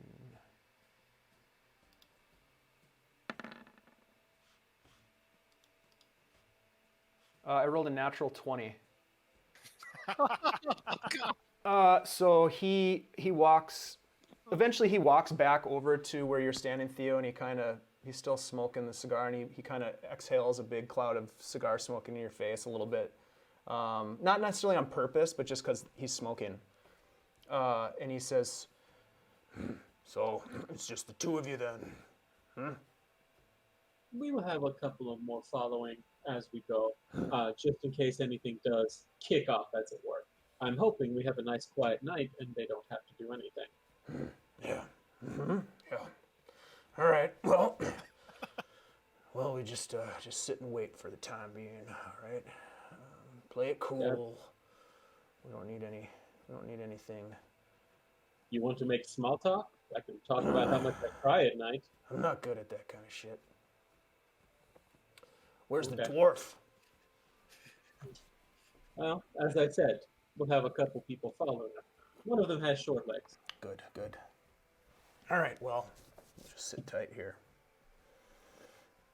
Couple minutes. From my perspective, Yeah? I'm gonna do a perception check to see if I see anyone looking at Crack, and especially to really make sure Crack's not like doing anything that I think is gonna get Theo hurt. All right, so yeah, perception check. And that's to you're basically looking around to see if there's anybody that's trying to sort of like listen in, or is somebody that's watching you guys. Yep. Yep. Anyone, yeah, that might be coming out of the alleys to like watch Crack. Someone looking at Crack. Somebody looking at Theo. You're able to get a really good vantage point of the front entrance, along with an alleyway that runs down the side road, and you don't see anybody that's paying any attention to you guys at all. There are Very people coming and going from the snapping line, but nobody seems to be approaching Crack or Theo, or kind of skulking around that you can tell. And then the other thing was you're going to do an insight check to see if you picked up anything about... From Crack, From yeah, because Crack? like he did mention the dwarves. I don't know if I heard that, but I'm just gonna like. Well, he mentioned Irin.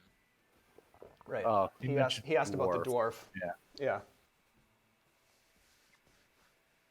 Make sure he's not like sizing up Theo, getting ready to kill him or anything.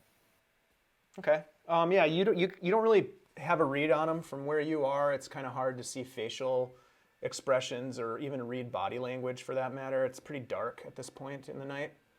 But you're not getting a vibe like he's in a heightened like anxiety state. You know, he seems pretty calm.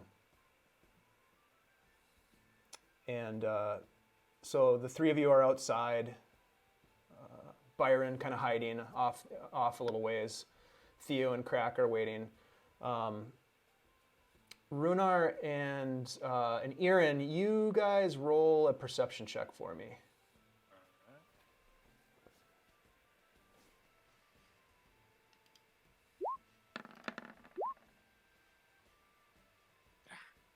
No. Dope. Rhunar might have had one too many. Yeah, so Rhunar, you're sort of, you think you're kind of keeping an eye on things in the room, but it's getting a little tough to tell. There's just a lot of activity and a lot of smoke. But Irin, you remind me, did you go talk to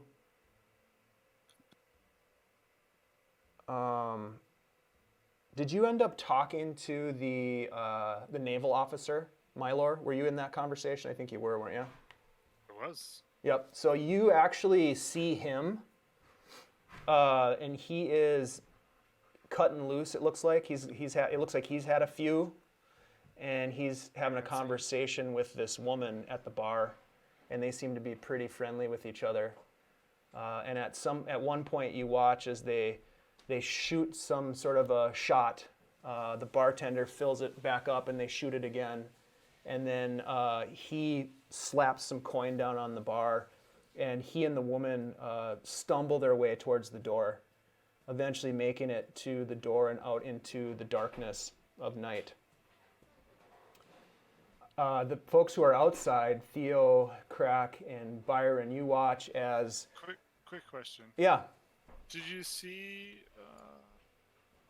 my post in chat here? That you're sitting near the window? Yeah. Yep. If you're doing that, you would have been able to see that Crack had arrived. Okay. Yep. Yeah, and if as they leave, I'll probably take a peek too, as well. Okay, so you're kind of watching out the window. Yeah. So Theo, as the door swings open, and this man who you immediately recognize as the first mate of the Myrmidon, the fellow that you were talking with earlier in the day, he and this woman stumble out into the street, and they as they walk past you, they're giggling and laughing, and he's got his arm around her, and they're kind of stumbling back and forth, kind of classic drunken hookup type of scenario. And as he passes by you, he kind of looks at you and just kind of gives you like almost a sort of drunken knowing nod, just like, oh yeah, I recognize that face.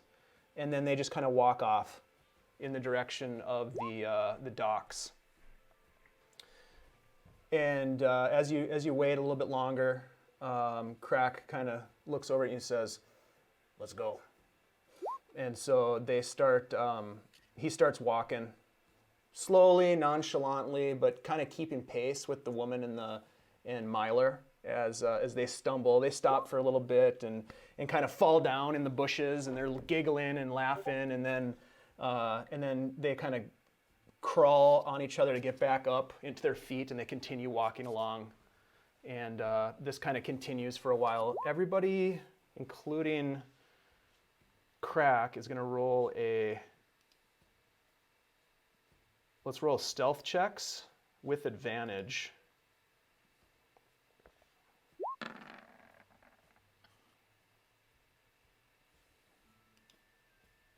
That's a good thing I'm rolling with advantage. Everybody? Me too, because it got me okay. What's everybody got? 11. Okay.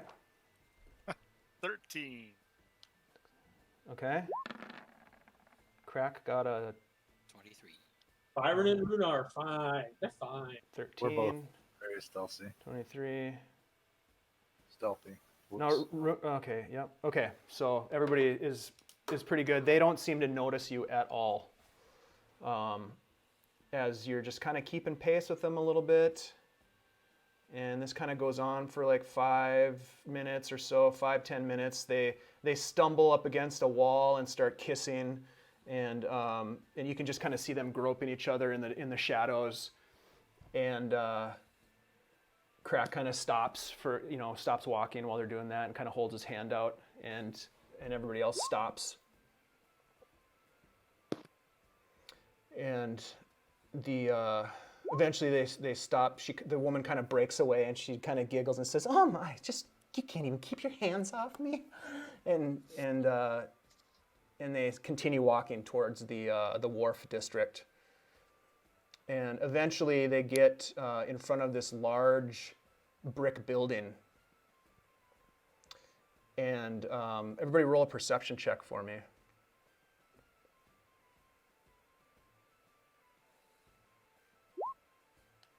Big Oh, 9. God damn. Okay. Rhunar and Byron, from your perspectives, you're able to see that two things. First of all, the woman kind of guides the first mate, Myler Orvid, to the wall of this building, and they kind of are up against it, and she starts kissing him. And as you see them kissing, she's kind of got her back to the wall, and he's kind of, basically embracing her. And you see the door to this building open, just a crack. You can see just the faintest bit of light from inside. Is this a honeypot situation? And It's a honeypot situation. Oh, it definitely is. Yep. And Crack, Yep. he kind of puts his hand out for you guys to stop, and he walks forward. And as he closes in on the two of them, the door swings open from the building, and a guy slips out and just cracks the naval officer over the head with a like a billy club. And then Crack kind of catches him and hands him to the other guy. Like to act at that point. Okay. Slash the guy coming out of the building. Okay, so they've already cracked the guy in the head, and he's slumped down, and they're kind of handing him to two other men that came out to grab him. And what are you going to do? The guy that did the cracking immediately blasted. Okay. Let's everybody roll initiative to see how this plays out. Hold on a sec We have- here. okay. Nice. Oh, I forgot to click on a thing. Oh yeah. do All we right, have now any- everybody I don't- roll initiative. Oh, come on. Damn it. Dave, I, Much Dave, I don't worse. have a It's token okay. to click. Just Um, double check something. Initiative is that's your dexterity. Oh, yeah. I Correct. didn't have my token collect. that's all right. So, That's all right. I can add it. Don't worry about it. You son of a bitch. Then I'll take my 18 if you don't mind. Yeah, that's fine. never mind. This is right. Irin, what did you get, Irin? 6. Okay. It was a 17, and then it rolled over. Theo, what was yours? 18. Okay. I don't have a token to click. Do you want me to just roll a d20? Your or- token's way up on the north side of the map. Oh man. You gotta drag it down. Full time. Well, sorry, top of the map, because it's not technically north. That's Oh, I technically Oh, Dude, I rolled mine without clicking my token. I'm still up where we are. I'm a today with 14. our meeting the other day. Yep. Okay.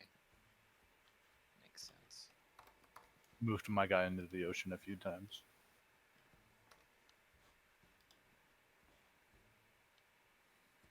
Okay. Sorry. 1 minute.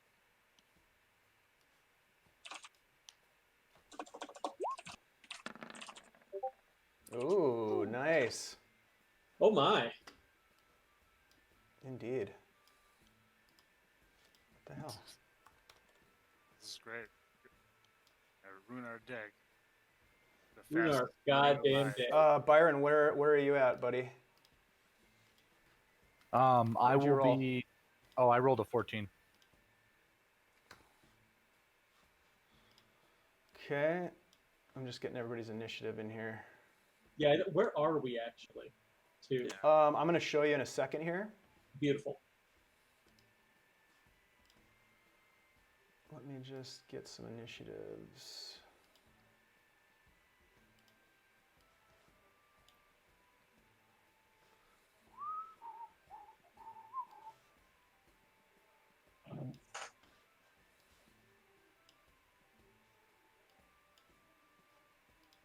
Okay, one sec. I gotta just make some adjustments to this battle map real quick. Let's do this. Let's take 5 minutes so I can just make a couple of quick modifications to where some people are at and whatnot, and then Sounds great. we'll get started 9:05 or Okay. so. Perfect. Sounds good. All right, Run. cool. I'll be right Perfect. back. Yeah.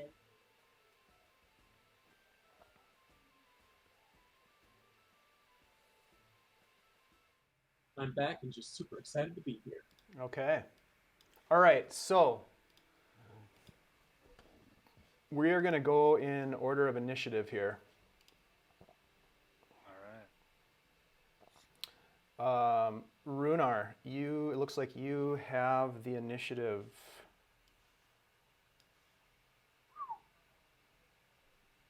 So what you just saw, just to kind of make sure that you're on the right page. Actually, hold on. Let me bring you guys over to this and give Yeah. you a chance to position your tokens. Oh, 2 zoomed in. Yeah, so you guys are over here. I'll do it this way. Would that help? To center you guys? Ah, yeah. You're down in the lower left-hand corner of the map. Too zoom, too furious. Crack is right. Here's Crack. This guy here in the white shirt is the naval guy. This is Mylar. Okay. Do you guys see that? In I'm the not middle. seeing your pings. I'm not seeing your pings. just Oh, I know why. Because I'm in the wrong. Okay, so this is I saw Mylar that. right There we here. go. This is Crack. And this is Crack. Yep. And these are Thugs 1 and Thugs 2. What about Thug Red and Thug Blue? Right. And they just came out of the door right here to scoop up this guy that Crack just cracked. Cracking good time. Am I kinda what crazy he or does. Does this guy look like a deck wizard? Kinda looks like a deck wizard. Oh God, let's hope not. Oh fuck! Yeah, this How'd you guy's bring gonna in a deck fucking wizard? die. We're killing this guy so hard. Ay, ay, ay. Okay, so Rhunar Deg. Rhunar. Nemesis. All right, let me just see here.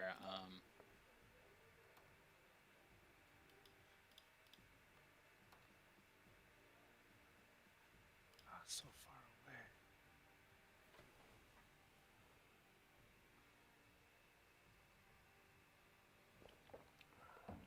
Okay, I'm gonna go.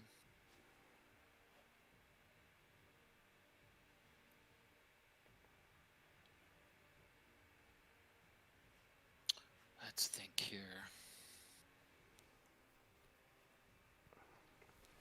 Rhunar Deg isn't a thinker. Rhunar Deg is a doer. Yeah. So Runar's gonna just move up here. One tool. I'm gonna move, pop, and then I'm gonna shoot Crag. All with right. my bow and arrow. You have a longbow, correct? Yeah, my longbow. Okay.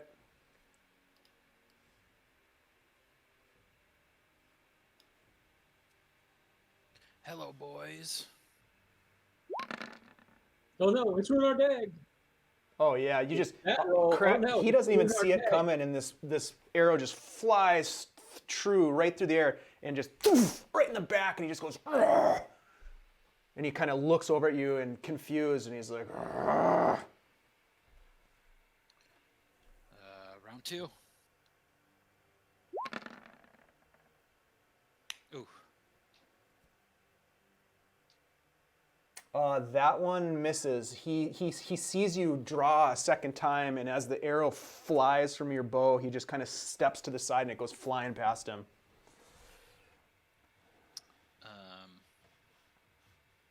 Okay, I'm gonna hold for now. Okay.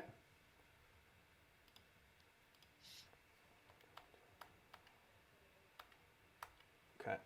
So that brings us to Crack. Crack is going to grab this guy. Well, he's actually got him, and he's going to pull him into. Just make a strength check here for Crack. 18. Is it Crack? Like, Yeah, oh, Crack. K-R-A-K. All right, Yeah. I gotcha. I gotta I'm gonna change to toggle query advantage toggle. There we go. All right, so he grabs this guy and moves him into the building, and he's able to do 5, 10. He's able to get right about here. Theo. Theo is going to move 5, 10, 15, 20, 25, 30. There's a blue flash as suddenly he's got that long sword in hand, which he reverses and sighs and goes, This is possibly the dumbest thing you could have done. And promptly fires 2 Eldritch Blasts at the thug next to Crack. Okay.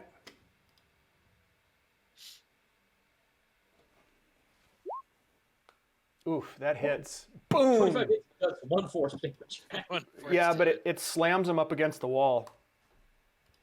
The other one does a bit more. Two eldritch arcane energy bolts just fly right at this guy and slam him up against the wall, and he cries out, "Rah!" You should surrender now. And that is Theo's turn. Okay. That brings us to Thug 2, who is going to, Cast after Fireball. getting slammed, he's going to make Wait, his wait. way in through the door. Oh And- no, that's not. Okay. Byron, it's your turn. All right. Seeing everything that's going down, I'm going to sprint forward, or well, not sprint. I'm going to go 5, 10, 15, 20, 25, 30.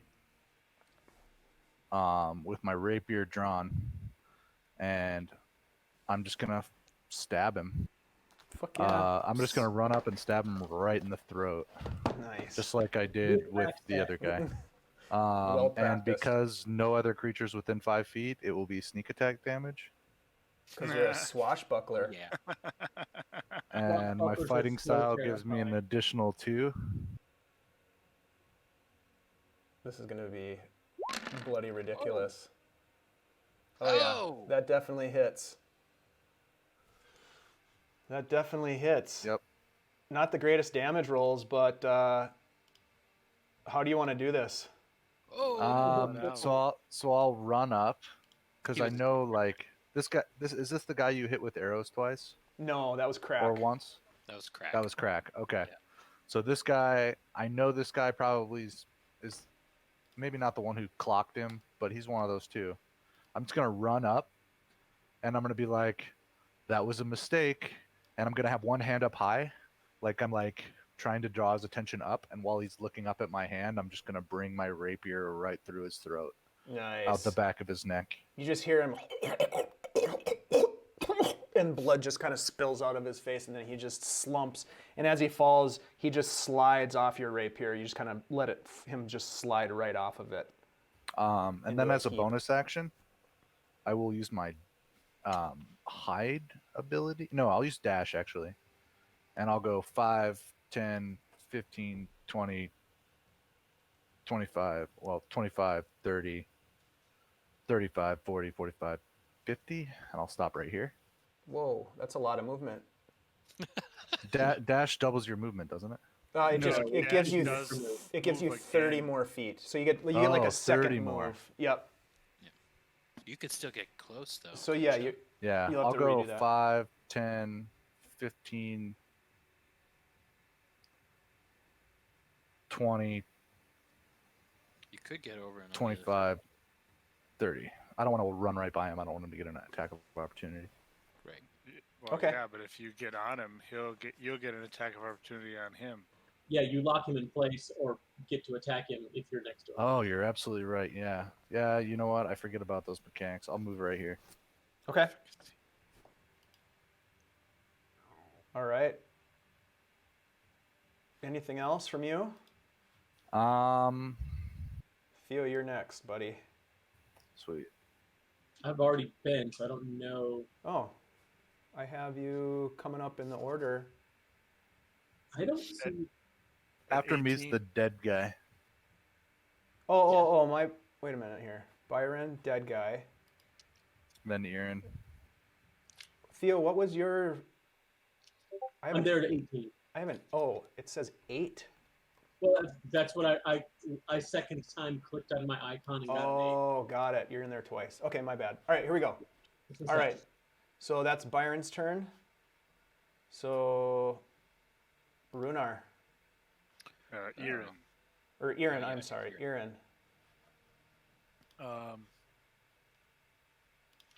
Yeah, that's weird. I don't see Rhunar on the turn order. He's next after you. Um, But yeah, I Oh, don't. yeah. I'm before. Somehow I fell out of there. I don't know what happened. I So can- it will was a move natural 5, 20. 10, 15, Yeah, I still see you on 20, my list, 30. but I don't see Oh, you weird. on. Yeah, it's not on our list for some reason. Yeah, that's weird. Yeah, that is weird. I was. As on long there. as you know who's going next. That's Yeah, all that you're at the matters. top of the order. Yeah. Yeah. So, Um, Irin. I'm gonna do a. So these are like lamps. that Yeah, are that's lit? like a lamp post. I'm gonna take a look at this building, real quick as I run up. Are there any windows, like on this wall? Sure, roll a perception check for me. All right. Perception. Don't fail me now. Hey, that's not bad. That's pretty good. Okay, so what you notice about this building is a 2-story, solid brick building. It's large. It's one of the bigger buildings in this area. There are no windows on the lower level. There are the door that you know about up front. Yep. Up here that these guys are all at. There's also a door over here. Up the alley that you see with that roll. And you also notice that on the second level, there's a window in the back corner. Well, can you see that far? Let me see if you can even physically see that far. I mean, if there's light over there. Yeah, you can see over there. So I don't know what zoom But there's level a you window have, back but there's a here. window back here. Oh, okay. Yeah, that's further than I want to go. I am going to dash and move 5, 10, 15, 20, 25, 30, 35.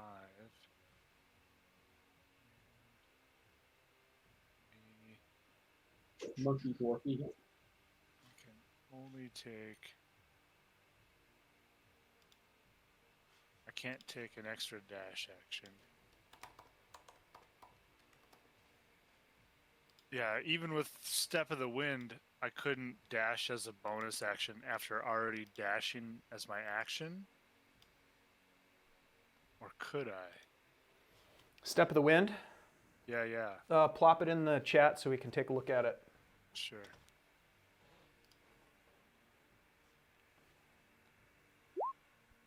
Oh, jeez. All right. Do the whole thing.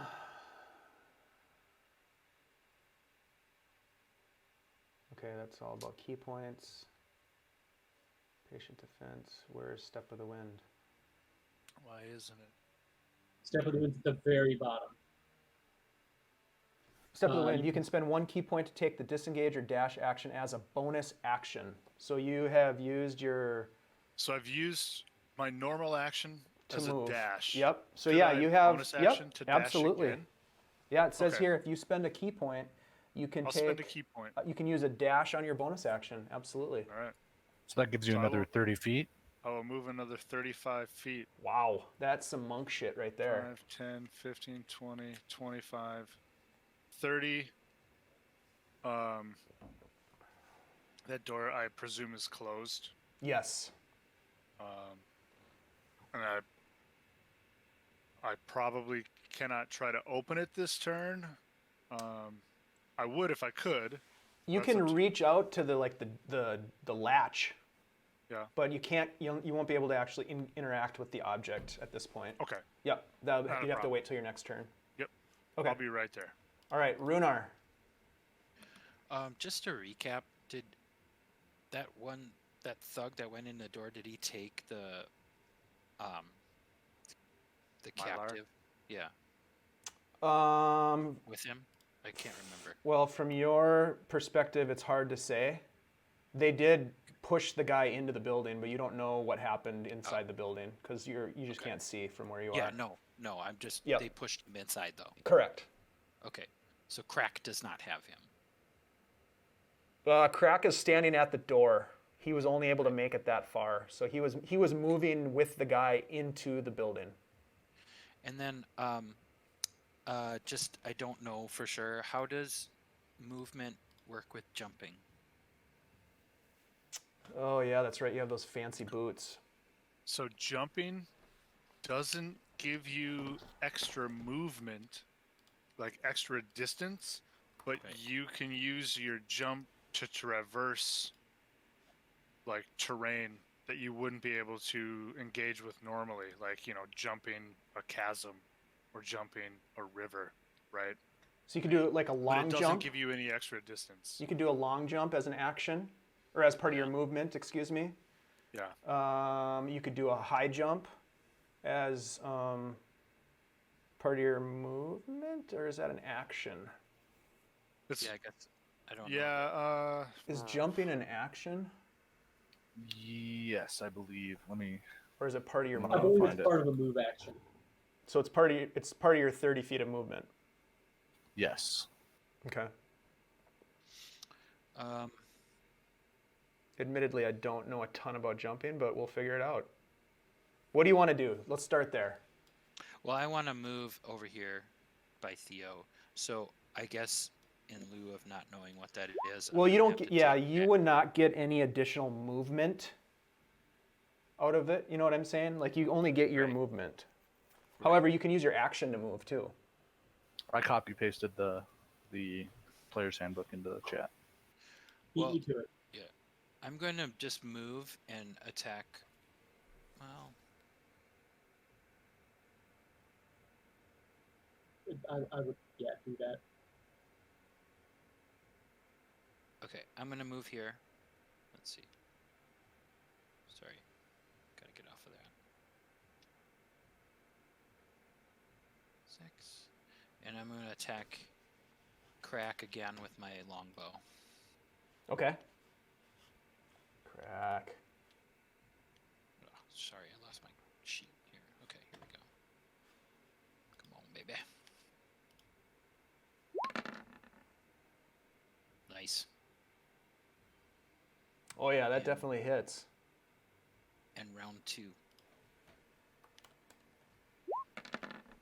Turning that man into a Nice. pincushion. That also hits. Nothing below 20 so far. Crack. More like Boromir. Yeah, right. Wow. Just hope he doesn't have a horn on his back. That Or hurt. like Cushion. second crack. Pincushion.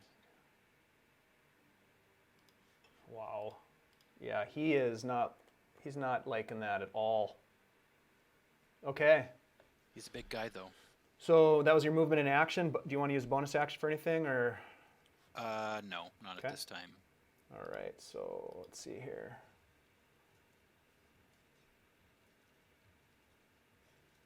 Should- Hold on one second. Okay. Got it. All right. That brings us to Crack himself. He is going to turn as Byron comes up behind him, and he is going to make a couple of attacks. Oh god. I'm not supposed to be this close. Yeah, he's got. But you're so quick. He is going to spear you, or attempt to spear you. Oh god. It's actually that half ogre from the Abbey. Then it gets back to 7 the- piercing damage. 25 to hit. 25 hits. So he, as you run up behind him, he just kind of spins, and he looks like he's kind of done this move before, but he kind of spins and kind of drops down a little bit and holds the spear out, and you just kind of run into it. And then he is going to he's going to punch you. Oh my. It's just a strength. 14. Misses. He tries to punch you, but you kind of step out of the way. And then he is going to move. So if you want to take an attack of opportunity, Yes, you can I do do. that. I just want to double check something. Can I use sneak attack damage on attacks of opportunity? Oh. No, that I doesn't don't. work? I think it's only during your turn. It says an attack action. Yep. Ah. Attack of opportunity is a reaction. Yeah.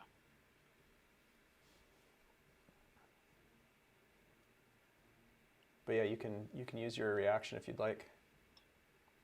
Oh my goodness, I accidentally exited out, so I have to find my character sheet again. There it is. Alright.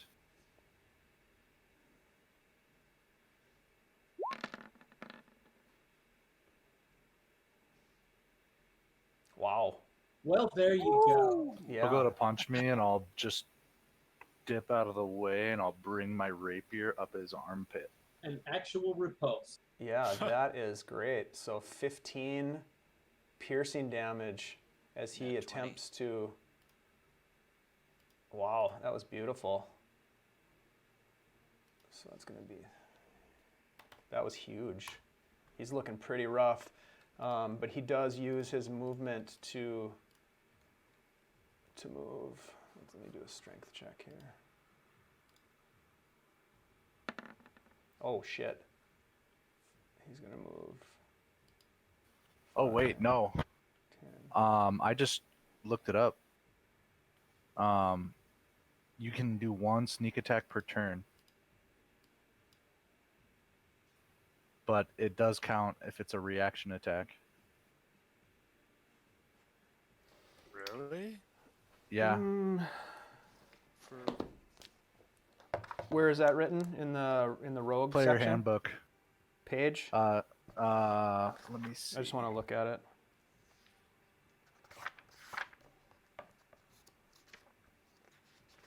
I googled it. Let me grab my player handbook. I also just pulled up a sage advice clarification on as well. Beginning first. On your once per turn, you can deal an extra one with an attack if you have advantage in the attack roll. It really doesn't specify. It's specifically clarified in the sage advice I just posted. Jeremy Crawford from 2016, second paragraph. Because of I didn't know this either. even if you did it on your turn. Yes, Yep. because it's now someone So else. that limits you to 1 attack of opportunity per turn. But you can do it off your turn if it's an attack of opportunity or Freaking Swashbuckler. or something else. Wow. And so it applies because you're within 5 feet of them, and Nobody else is. Nobody else is. nobody else in terms of, because there was someone else within 5 feet. It wasn't Not of me. not of me. What does that mean? They need to be within 5 feet of me Oh, for of me you. to not get it. Got it. Okay. All right. Sure. Yeah. Roll it. Roll the sneak attack damage then. That's crazy. So an extra 6. Nice. Yeah. You send him a Almost took clear his arm message, a very clear message.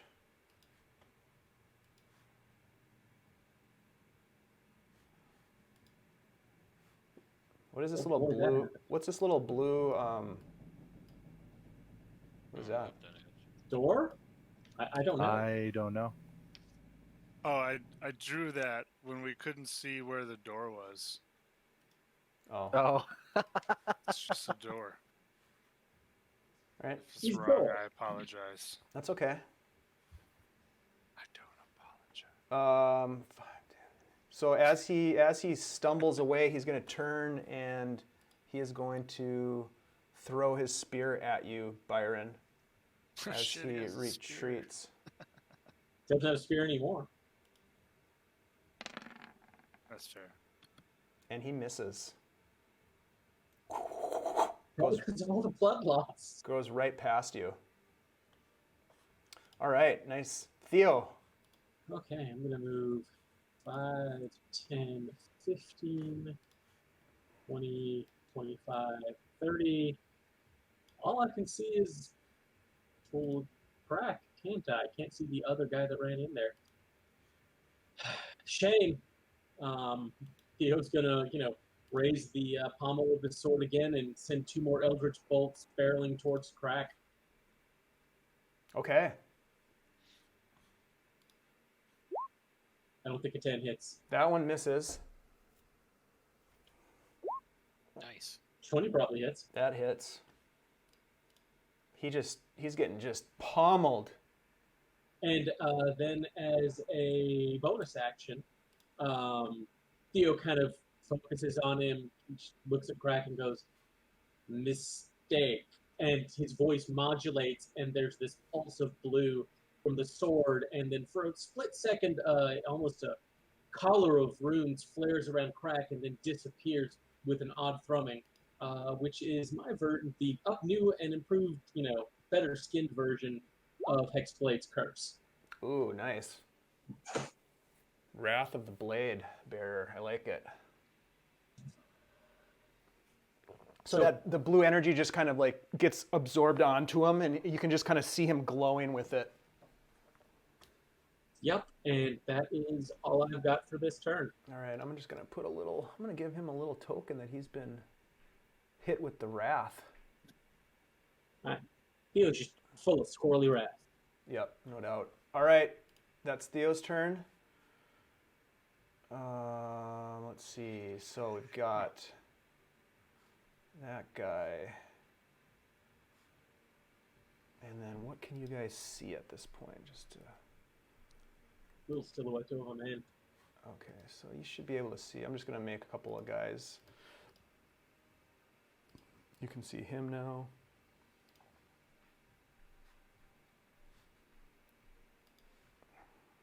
Uh-oh. Okay, great.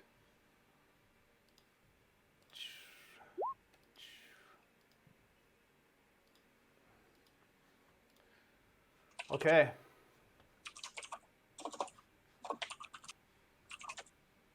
So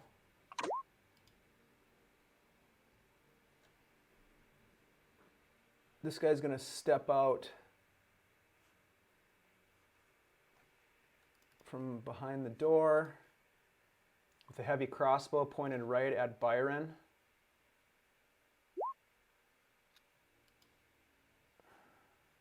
Oh God.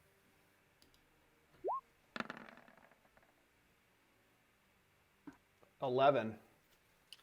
That does not hit. That's what I was guessing. And then he's going to drop the crossbow and come at you with his mace. Nice. So he is actually going to...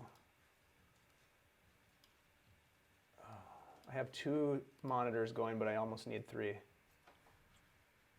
I know that life. That's the next thing we all buy for you. No. do not do that. Ooh, Oh, natural God. 20. Oh no. 7 bludgeoning damages. He just cracks you across the brow. And Well, hold up. Theo, you just see ooh. You're just kind This of is like, where we learned that Byron has 10 hit points. Oh no. Yeah, I'm dead. Han was Funny. his jump stat. no, you're not. No, you are I'm not kidding. dead. Oh God. I was like, Jesus. no. That would Funny be, story that though. would suck. Theo was very offended by this. So offended that some of his martial training will finally kick in. And since an opponent in melee with me chose to attack someone who wasn't me, I would love to use my reaction to attack him. Yeah, Sentinel feet. do it. Sentinel feet. Nice. Oh shit. Oh yes. Wow. Oh, fuck, dude. Okay, okay. Nice. You Nine- do natural 20, I do natural 20. Is That's that the same. Yo, Chris, I raise you a better one. wow. Roshan You roll, just baby. slash him with your packed weapon, just cuts right across him, and the arm that's holding the mace just drops. To the ground. The arm falls off. Because you cut it off. Wow, hold on a I second. told you to surrender. You didn't say that. You said bad decision. I've said a lot of things. You should listen more. Oh, my Talking? arm. Your arm is gone. You should be screaming.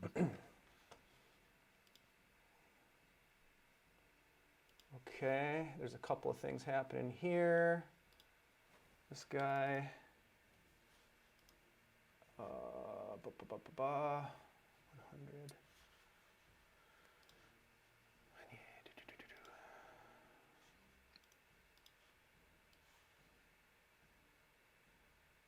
Yeah, he's got a shot.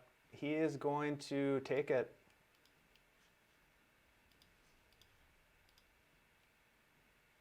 Heavy crossbow bolt back comes there, yeah. flying at you, Theo.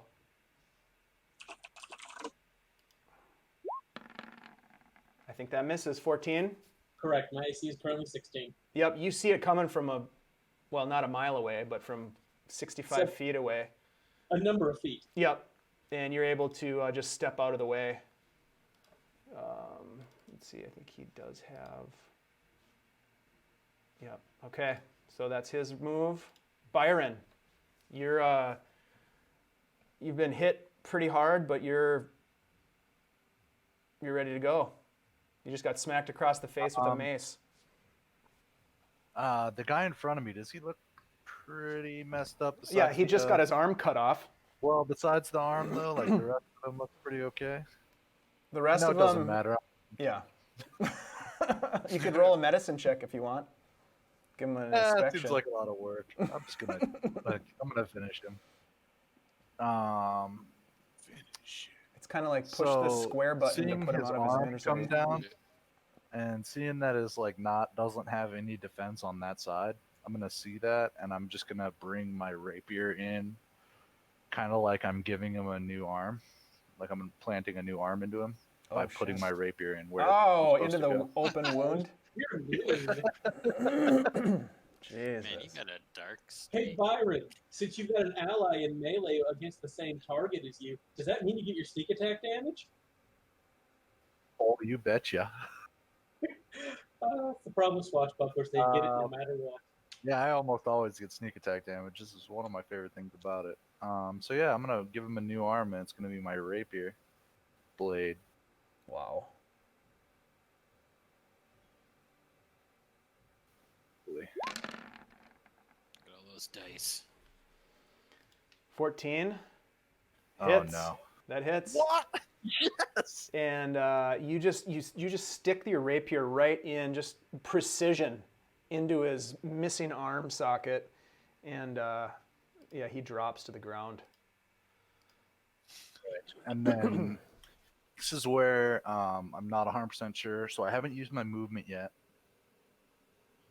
Can I use my bonus action to take the hide action and then move 30 feet in stealth?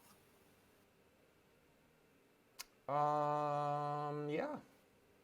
Okay, so I'll You use. certainly try. So you're gonna use What I your. would say though is, I think if you're in stealth, you have half movement.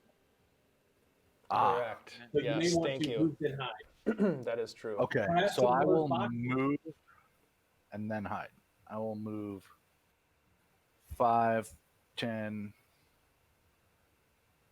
15, and then I'll kind of jump into these boxes Okay. for 20, and then I'll take the hide action. All right. Roll a stealth check.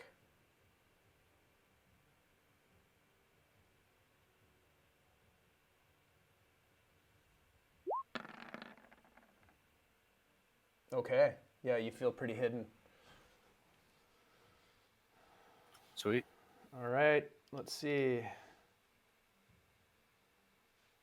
He's dead.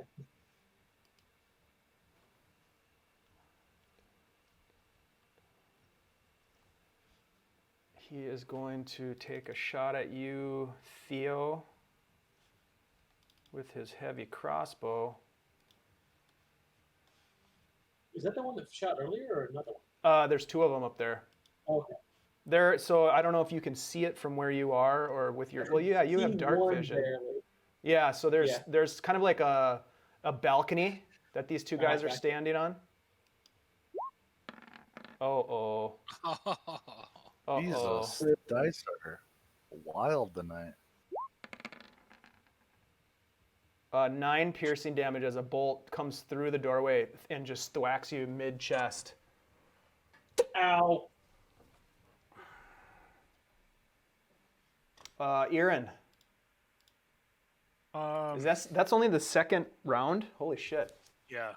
All right. Things happen quick. I would like to use. I'm not. Man, I don't even know if I want to try opening the door. Can I attempt to shove attack? A shove action? An attack with the shove? To force the door with my athletic prowess? Absolutely. Awesome. Hopefully I don't fucking suck.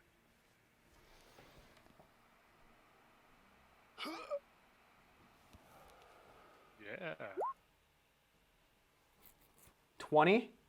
Nice. Oh yeah, you break the door off its hinges.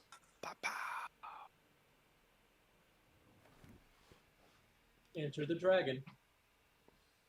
Literally. Because before you stands a. Just kidding. Oh well, there we go. That would be like running into the dragon. I just do the long look up and I say, "Oh yeah!" Like the Kool-Aid Oh guy? no! Like I the have to Kool-Aid. clean up a bit. Clean up this mess. It's the Does Kool-Aid that, guy. does that give me a look-see beyond the door? Oh yeah, hold on. Let me take care of that for you. Here, I'll move my token out of the way. Yeah, that door is gonzo. So this is That's Mylar Orvid. Mylar. Yep. Here's Crack, Yep. and here's some other guy. Some other dude. Cool. 5, 10, 15, 20, 25, 5. So let's see. One of those. So I will move. Are these like lanterns? Yes, there Oh, are sorry, candles. Those are candles. I moved my mouse. I moved my cursor like you could see it. That right there Yeah. is a candle. This is Okay. this is like a torch and a sconce. Oh. Okay. So, here's what I'm gonna do. So the shove attack was one attack, Okay. right? So I'm gonna move in 5, 10, 15, 20, 25. I want to use my second attack to throw a dart at this torch or whatever. Okay. You said it's a torch? Yeah, it's in a sconce, like a metal Hmm. sconce. I'm gonna throw my shit. That's less. That's troublesome. Hang on. 1 sec. That's not helpful at all. Rhunar, you're on deck, buddy. Yep, I got it. Okay. I'm gonna throw one anyway. I'm gonna throw a dart at it, Okay. trying to knock it out. I Sure. don't know if that's feasible. And then, of course, I'm going to use martial arts to make a bonus attack against this candle to try to knock the candle out, Okay. to take out the lights. All right. That's Hopefully this works. Hell yeah, go full Batman. It'll be fucking sweet if it does. Yeah, and well- not cool if it doesn't. All right. Roll the darts. All right.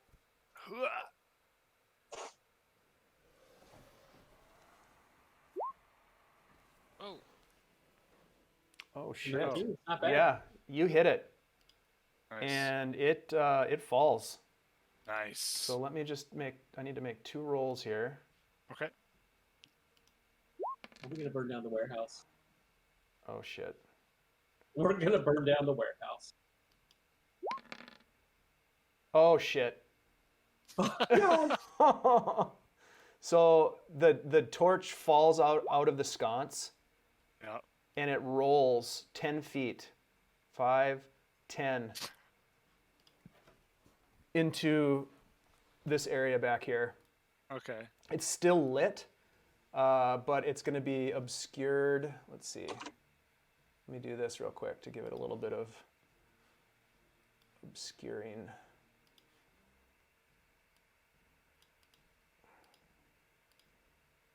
I don't know If you that's make gonna- crosses, like X's, with the dynamic lighting tool, like like on That's- the barrels or boxes Yeah, and that's what I'm stuff. trying to do right now. Polyline.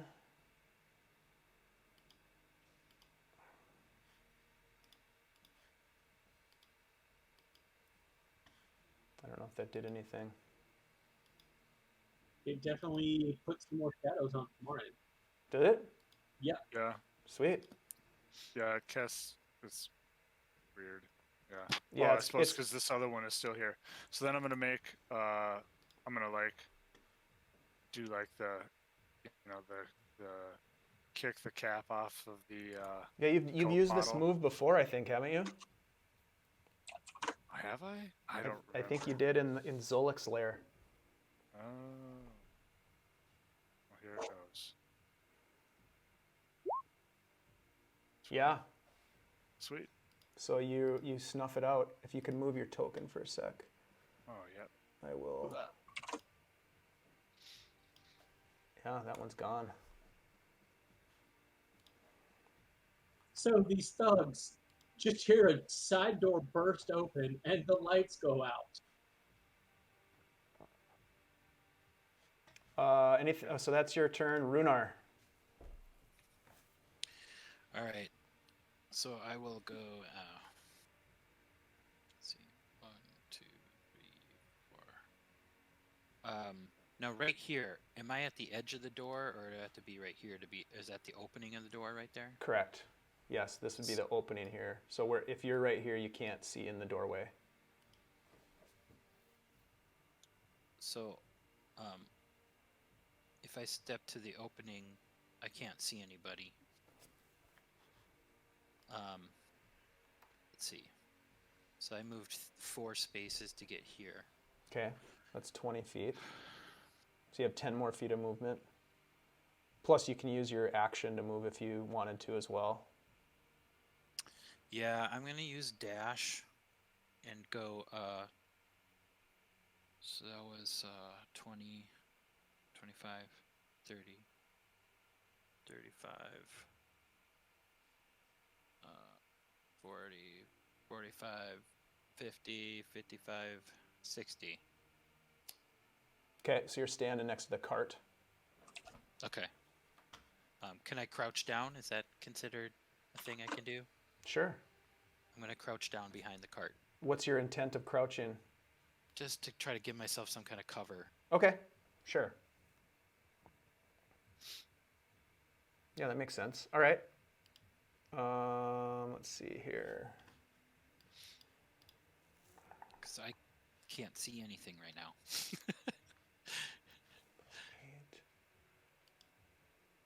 At all? Yeah, I can't see any baddies But, right yeah, now. now that I think about it, I can't see anything at all either where I'm at. Apparently the dark vision setting works really well then, because I can see all the guys on the floor, but no longer really up on the balcony. Yeah, the dark vision thing must work really well because, yeah, I don't have that. No, neither do I. Interesting. Humans. Wow, that's racist. I'm half human. Clearly not the good half right now, but that's not the point. Human, but I'm a variant. Variant human is best human. 1 second here, guys.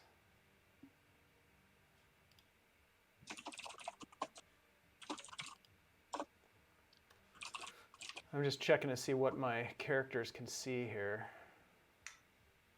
What the NPCs can see. But they all have dark vision. To the player's chagrin, all of the thugs are drow. Right. Oh, it's one of those fights. They're actually stronger now. Do orcs have dark vision or half orcs? Yes. Half orcs do. Half orcs too. I don't know why they give. I'm probably right next to orcs the guy. Dark vision. Because Tolkien? I think that they're like an offset of. I mean, An goblins offset of- I can understand, but Tolkien. the orcs and Tolkien didn't live underground. That was the goblins. In Tolkien, goblins and orcs were interchangeable. Damn it. Fucking English fucks. Basically.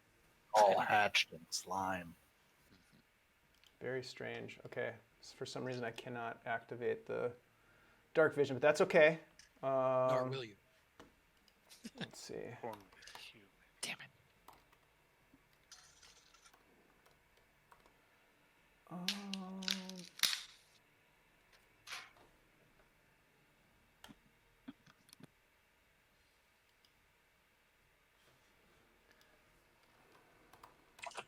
Sorry, guys. 1 second. Not a problem. Oh, it's a big problem. We're gonna call corporate. We're gonna file a complaint. We're gonna make sure supervisors get involved. It's gonna be a thing. Yeah, it's not good. I'm gonna call this union rep. Why isn't there a game masters union? I feel like there should be. Yeah. Where is it? It's called Twitter. Oh, that's me on a lot of levels. All right, so Crack's turn. Crack has night vision. He can see Rhunar. He's hurting pretty bad. Oh, he's boy. gonna move over to Rhunar, and as he does, he pulls Mylar's sword. So let's see, how can I do that? Oh, good. It's a holy avenger. It's a sort of And marine slaying. Mylar has no say. Mylar's out. He appears to be unconscious. Okay. Let's see here. How does that? Oh man, come on. Too many things. Open.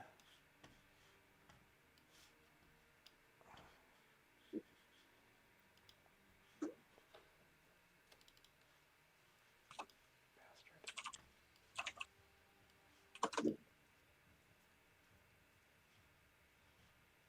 Okay, there we go.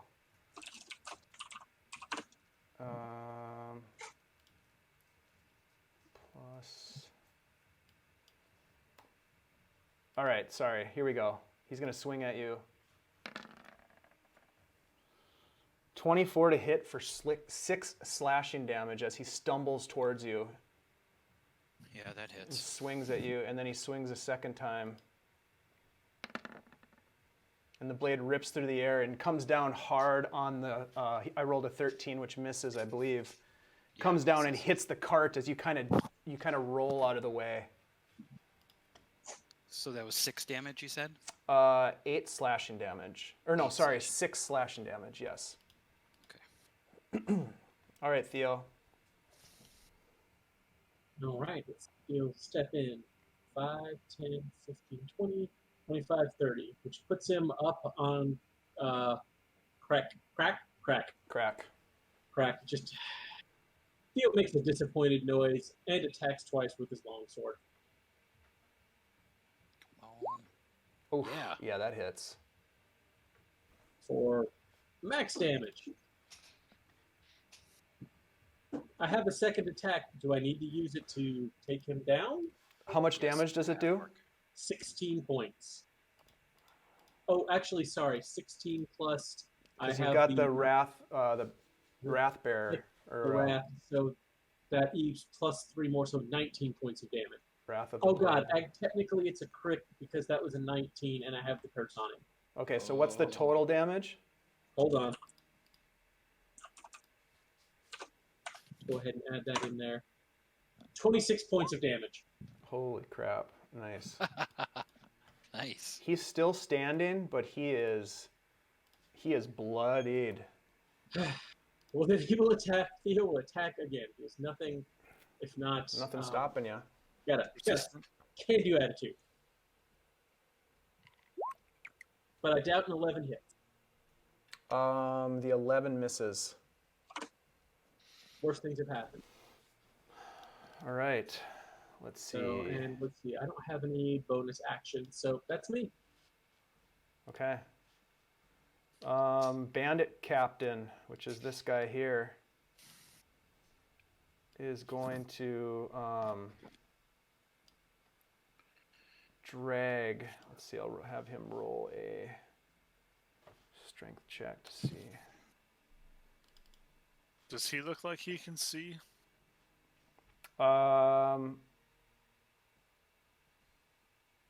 You're not sure yet. Okay.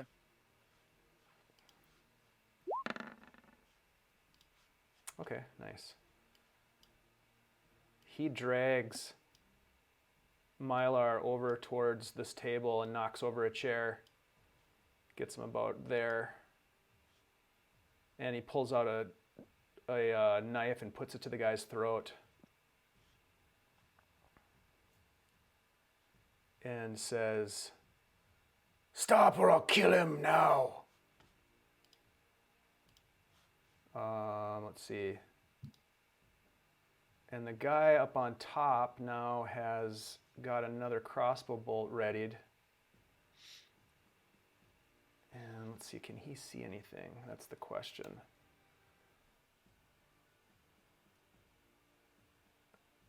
He can't see anything from where he is, so he's going to move. Okay. Byron. Oh shit. You're currently ducked down behind a pillar. So these square things here are pillars Oh, okay. that hold up. So it's a 2-story open warehouse, and so those pillars are holding up the roof. And then over on the north side of this building is where there's a balcony in like a office area. Okay. I'm gonna go ahead and oh shit, I'm using the wrong cursor. I'm gonna have my guy go 5, 10, 15, 20, 25, 30. Okay. I can't really see where I'm stepping. You don't But I'm gonna yell. I don't have dark vision or anything. I have like no vision of anything Okay. to my west or to my northwest. So you can see over here, right? I can kind of see a few spaces over that way. Yeah. Okay. But I'm not gonna do any attacks yet. I'm just gonna scream, "Kill him!" and none of you leave here alive. Took the This words can out for you. still you can still leave here alive, albeit down some friends. But it entirely depends on you letting that man go immediately. And I'm not going to ask a second time, and any negotiations will forfeit your life. All right. But I roll a persuasion check. Or intimidation, whichever you prefer, based on the flavor of how you say it. I will make it a persuasion. Okay.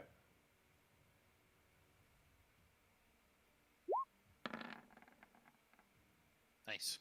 Nice. You hear one of the guys up top, his reaction is responding and says, he doesn't say to you, he says, "Boss, what do we do? What do we do, boss?" And anything else, Byron? That was your action. And your Assuming movement? he's probably still thinking, I'm gonna just start counting down from 10. Okay. Perfect.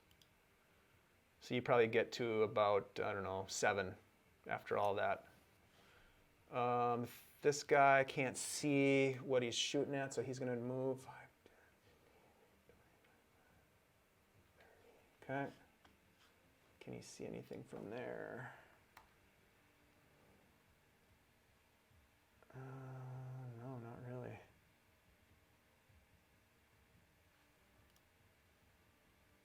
Okay. Irin. Man. So this guy he's like got the Mylar like half over this chair, Mm-hmm. And he's got a dagger to his throat. like a dagger to his throat. He appears to be able to see okay. I would say that you can tell that he appears to be human. Okay. I'm pretty close to him, but like he's like looking around. Like I imagine he's Just to give you, scanning his enemies. Is he scanning? he can see things that are happening in this area, Yeah. but he can't see. He can't see you.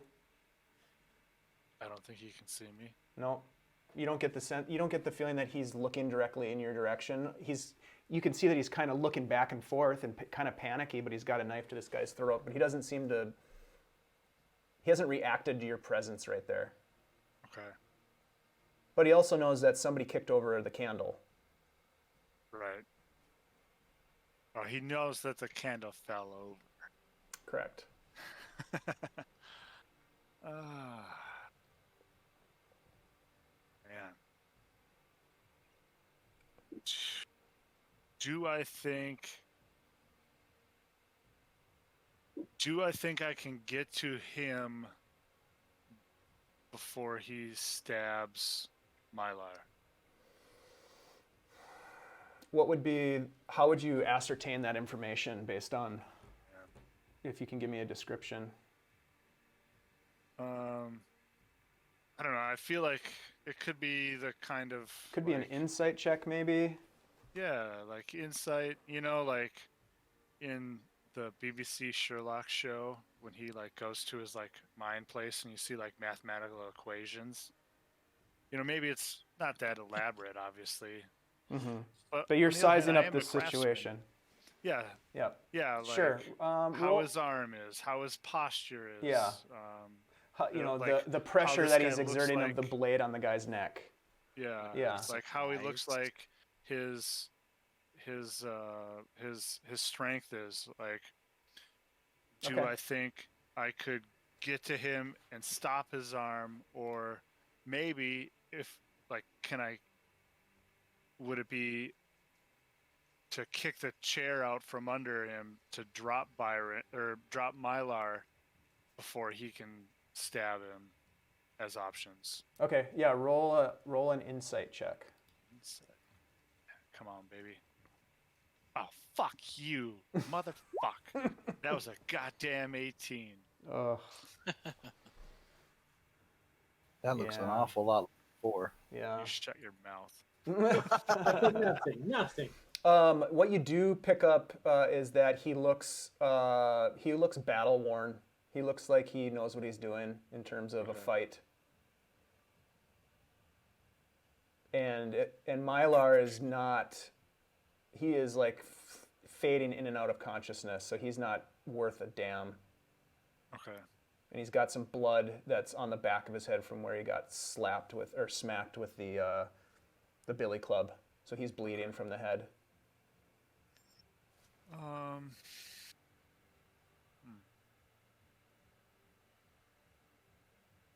Do I have potions? I don't have any potions anymore.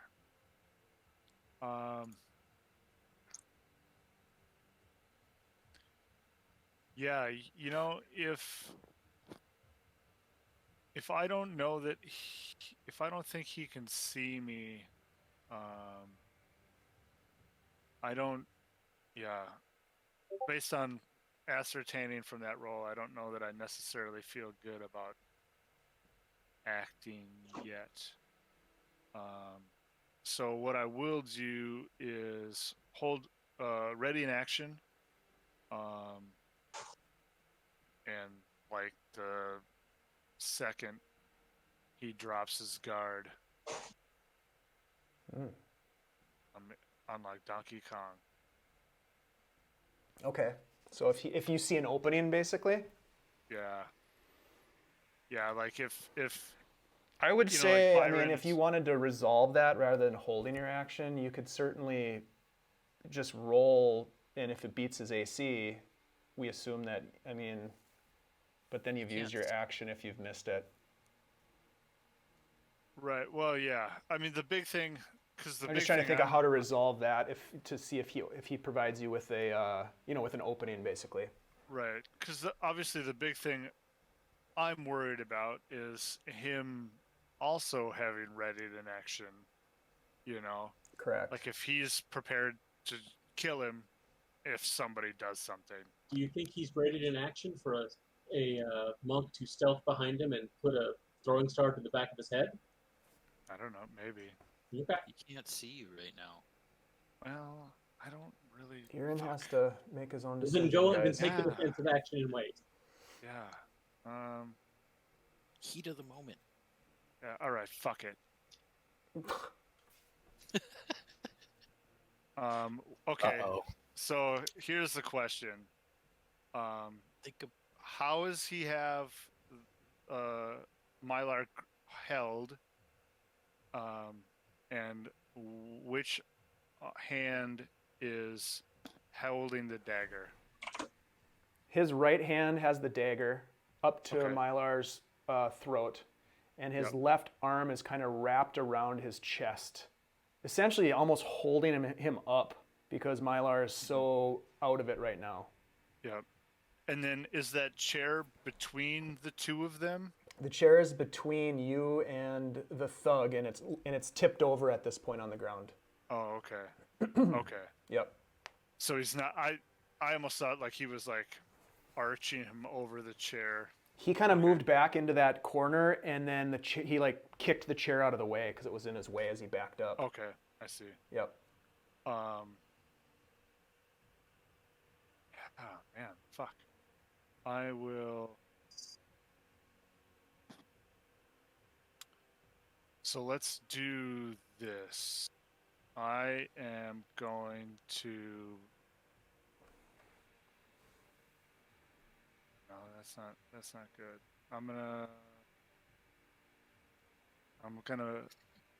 I'm just gonna fucking step up and stunning fist this motherfucker. Do it. I think that's That is gotta be what the Sending play. Fist is for. I don't want to do it, but I think that's what I gotta do. And I'm gonna go ahead and say that you. Man, he can't see anything there. Hold on a second. How is that possible? Torch Well, is behind. Yeah, that's the way it is. I'm going to say that for all intents and purposes, he's essentially blind to your approach.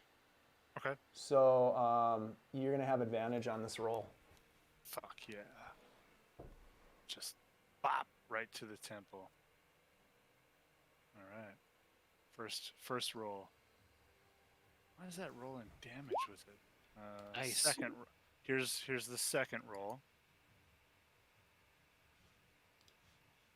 Did that show up? I got my fists, 18 for 4 bludgeoning damage. Don't have the second one.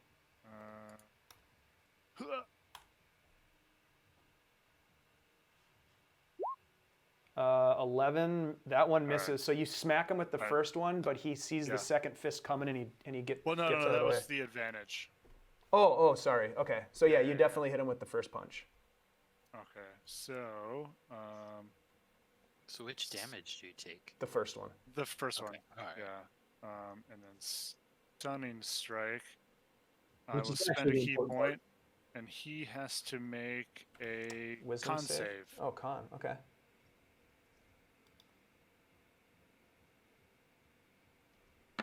Whoa.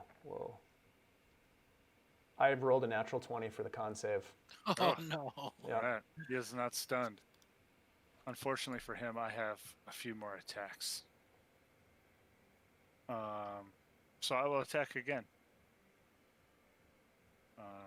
Still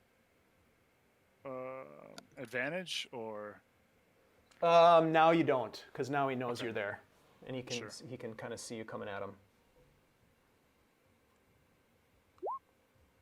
how about that? Yeah, that hits.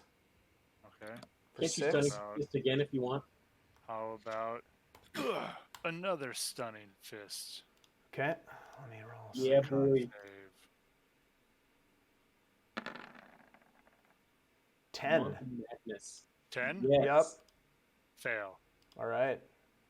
He's stunned. You rung his bell. Nice. And So I that. will.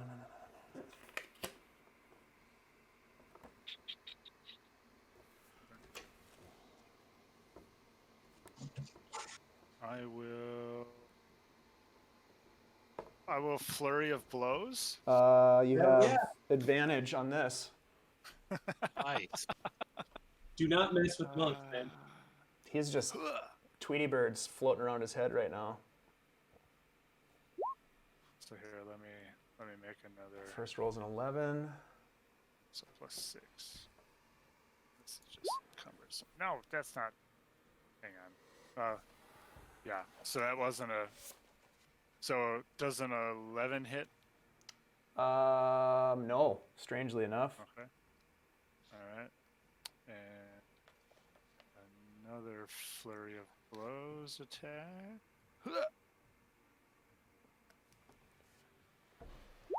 Or Oh, Natural, crit. natural or 20 a natural hits. 20.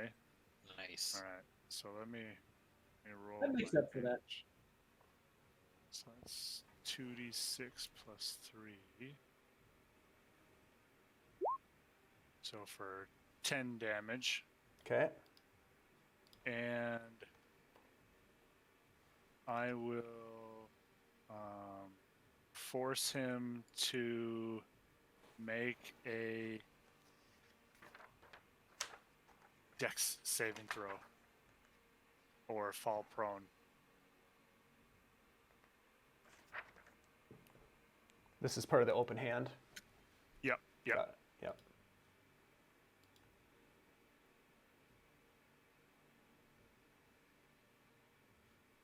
Dex Good job, dude. save is going to be 7. That'll fail. Nice. So he falls prone and releases his grasp of Mylor. And he is stunned until the end of your next turn, I think. Is that correct, or is it the end of this turn? The end of my next turn. Got it. All right. That was straight Batman. That Yeah. was pretty ridiculous and pretty awesome. I'll kind of say to the room, the chick is up. What does that even mean? 5, All right. 4. Rhunar. Okay, now, Crack is standing over you.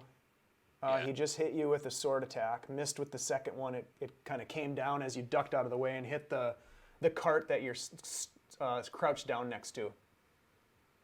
I'm going to attack him back with my scimitars. Yeah. Now, can I be using my new scimitar? Yeah. Is that any different than Why my not? old scimitar? Yep. It is. It And- seems like it feels really good in your hand, and it cuts through the air better by +1. And it Okay, also so I just tends took that out of my tends to inventory. do more damage by +1. Okay, so just +1 to It's a stuff. +1 sword. Okay. It's a magical sword. All right. So I'll just roll as normal, and we can add the +1 Sure. on after. Okay. Yep. It's just for So one I'm of a- the swords too. So you'll have to I'm you'll a- have to figure out which one is which, so that we Yeah. know. But I guess it doesn't really matter if you hit on I'm both just of them. I'm gonna pull the new one and one of my regular ones Mm-hmm. and attack with my scimitars. Okay. Crack. Should we, just for sake of keeping track, should we say the first roll is always the magical one? Yeah. Okay. Yeah, it's like the primary one right Yeah, now, or sure. whatever. That makes Or sense. not the offhand or whatever. Okay, so here's the first blow. Gonna crack. He sees your swing coming at him, and he's able to duck out of the way. Okay. Do next one. That one, however, hits. And then- He kind of staggers back a little bit, and you, with the second sword, you just kind of jab it forward and get him right between the armor. And then I'll use my extra attack. Okay. Ugh. He knocks that sword attack out of the air with his long sword. He just kind of bashes it away. Okay, I'm going to use my action surge to attack again. Nice. Heck yeah. Come on. This is the good sword. Okay. God dang it. That one misses. Oh, He okay. parries your blow again. I get one more. Yep. God bless fighters. Yeah. Oh yeah, that one Heck hits. yeah. But you're able to, as he's getting a little sloppy because he's so injured at this point. And not to mention that your attacks are pretty well targeted. 5 attacks in 6 seconds, I bet. Yep. He's having a hard time keeping up with that for sure. Okay. I think that's your turn unless you want to do any movement. You've used all your actions, I believe. Yeah, no, I'm Correct? gonna just hold it here. Okay. Yeah, wow. As you're, Irin, as you kind of did all this crazy, sweet monk shit, you hear this whistle as a crossbow bolt comes down and knocks Orvid down right in the chest, and he just starts bleeding all over the floor in front of you. Grab it, huh? I'm gonna say you can use a reaction, can't you? Have you already used your reaction? I have not. Isn't that what that is? A reaction? Yeah, deflect missiles. Let's see. When you are hit. Yeah. Yep. So Technically not. So not technically, no, you can't use me. it. But you just see Orvid take this blow from up. It comes down. You can tell that it comes from the balcony. Okay. Crack's turn. Oh man, he's not looking good. I mean, he never looked good. That's No. fair. He is going to disengage. He's going to use the disengage action. And then he's going to move 5, 10, 15, 20, 25. Creatures provoke opportunity 30. attacks from a sentinel person, even if they disengage. Oh, I still get to attack. Okay. go for it. Yeah. Yeah. And because he attacks it, reduces the movement to 0. If I hit. If he hits. Yeah. Does a 15 hit? His armor class is 16. Oh. 5, 10. Oh, that. Why did you have to tell me that? Rub it in. Yep. That was a really good. That was going to be sweet. Yeah. That was going to be that really was sweet. clutch. Yeah. Yeah. Anyway, the good thinking. Set was awesome. Yeah, it is. Theo, it is your turn now. Going after crack.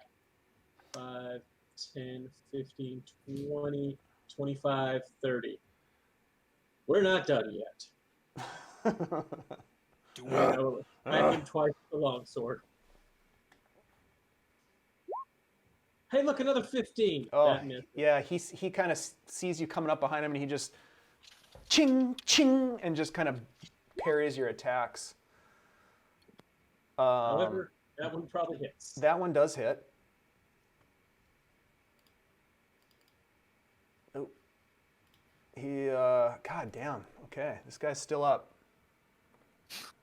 He's a half orc. They do that. He's a quarter orc now, because you guys have been hacking him apart so bad. There are parts of him still left. He's like, you bastard, double cross. If I'm double crossing the man, kidnapping a man, I don't think that counts. That's the end of my turn. All right.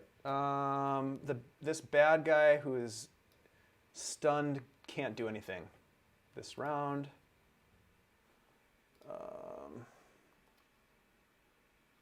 Yeah.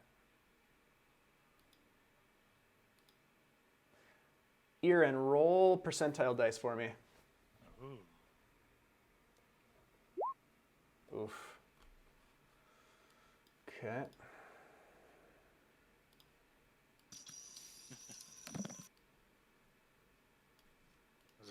Was that not a good one? I think it's a bad one. Oh, the fire. Yeah. Give us some light, though. That would create a heck of a lot of light.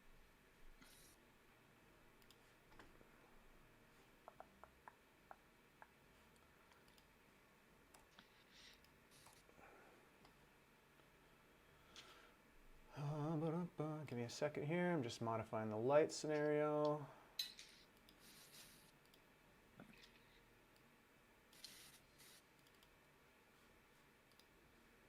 My hiding spot is revealed. By you saw fire. me right here in the middle of the room. I'm now standing right next to a giant bonfire. The fire moves of its own power. I should be able to. There we go.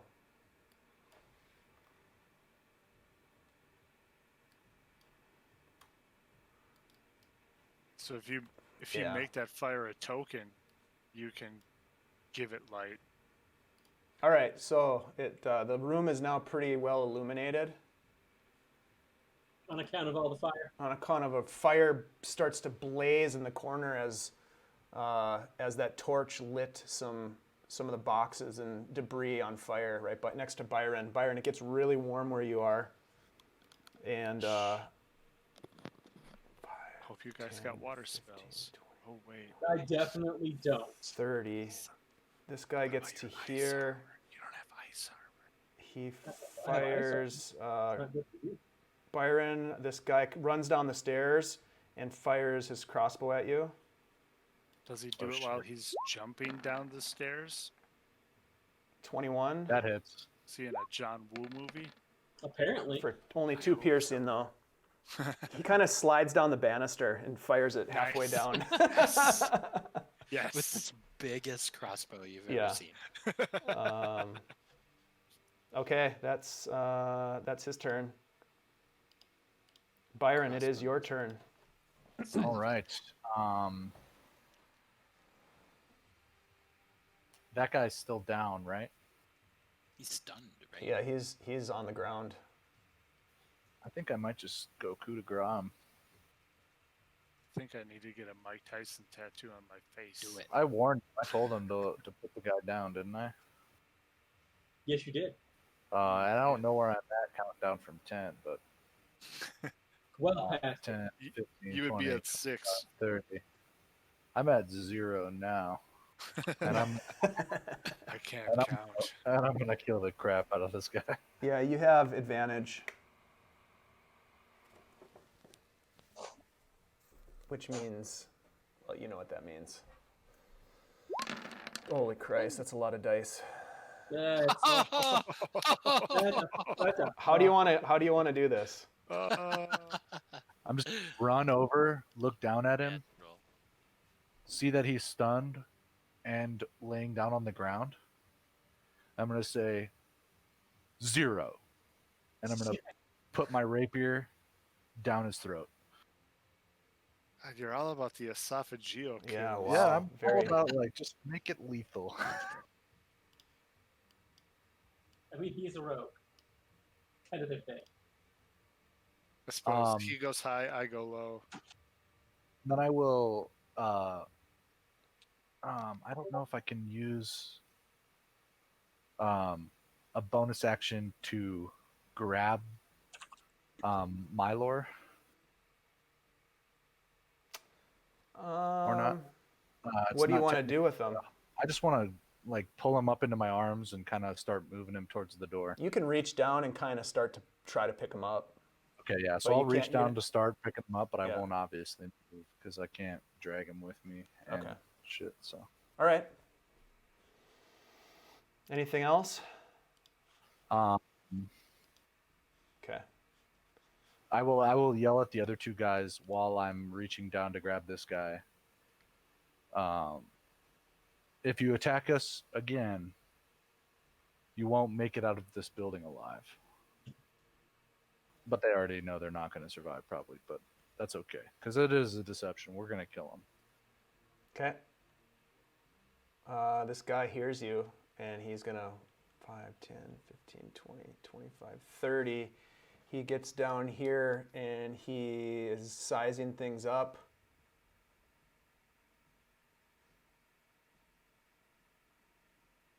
And he doesn't think things are looking too good. Ooh, So he's going to runs run. He's going to Bartown. move, use his action to move to this door. Oh, there's a door over there. And he can't quite get it open, but he's going to be at the door. You know, we could use one alive for questioning. Make it crack. Irin. So I have on my character sheet 2 potions of healing. I don't know if they're legit, and by what I mean by that is I feel like it's possible I've used 1 and or 2 of them and just forgot to We did remove get them. a set Remove from our them. No, last. we got a bunch from. Yeah, no, I definitely. Well, I don't know if I can tell you how much I have right now, but That's fair. we got some. Before our last, after our Yeah. last combat encounter. And we also Okay. recovered some from Farendir. Yeah. Oh, that's So right. that That's right. that might That's right. have added to Okay. what you had already. Okay. I would like to pop a cork and try to slam a potion down Mylar's face. Okay, yeah, easy enough. Roll for the healing. All right. It's 2d4 plus 2.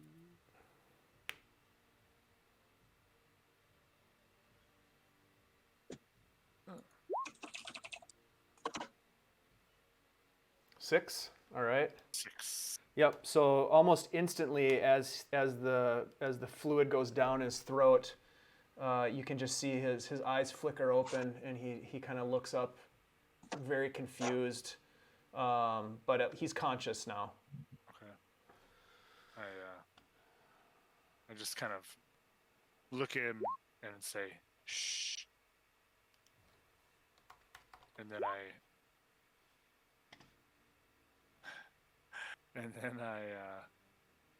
kind of stand up straight and look across at Crack, and I say, "Crack, sit the fuck down." Nice.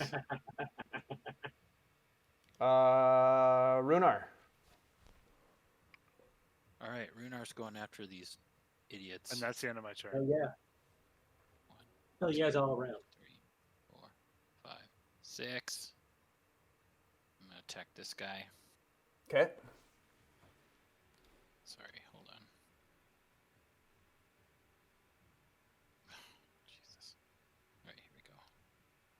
This is the +1 sword. Plus +1 one sword. Oh yeah. Oh. That hits. +1 to damage too, Yep. or what is it? Yep. So 7 damage. Okay. Nice. You just scrape him right across the chest. He just looks at you totally scared. Other one. Oh, Boom. oh yeah. Yep. He knows he's in for it. He knows who you are. Not done yet. Oh, maybe not. Oh yeah, that hits. Nice. So 3 rapid attacks as you hack and hew at this poor guy who's just freaking out. This poor kid. This poor kid who somehow got talked into this. It was going to be a simple job. No, Do you not know. let him humanize this character. He's a monster. He's just trying to feed his family. He's and, now got Rhunar Deg breathing down his Yeah, and he knows who you are. Like I said, Shouldn't hang with Rhunar Deg. he's freaking out. Okay, so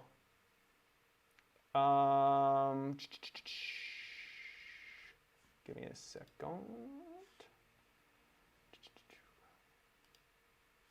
All right. Theo, roll a perception check for me real quick.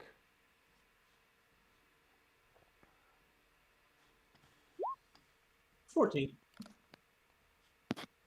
Okay.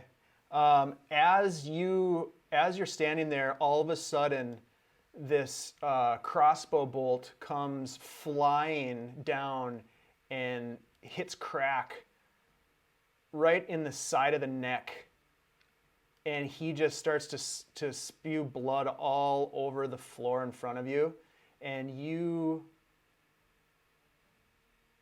saw that the bolt came from this direction. Someone else in the rafters. Well, sorry, someone else in the rafters. I say, trying to remember my voice. And Crack. Theo I does, know, it's- however, gain 10 hit points from that. Damn it. Okay, sweet. Oh, because you had the wrath of Because he the was- yeah, the wrath. Yep. Yep. God, that's sweet. I love that. Okay, Its blades are very front loaded. so Crack dies in front of you. Let's see. Crack is not in the initiative anymore. Theo, it is your turn. Let me check one thing. Well, two things.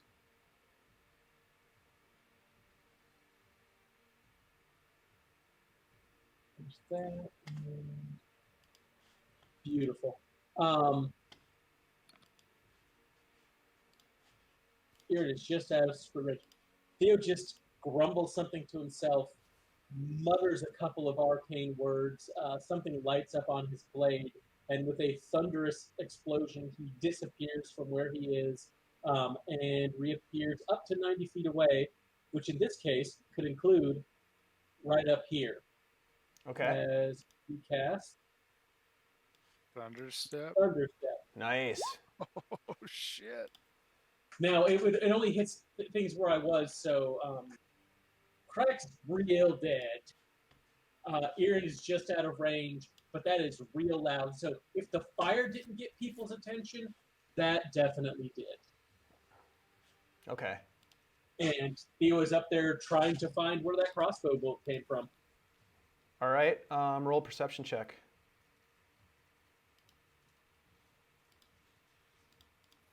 That's correct. That's a 20. Nice. Total of 23.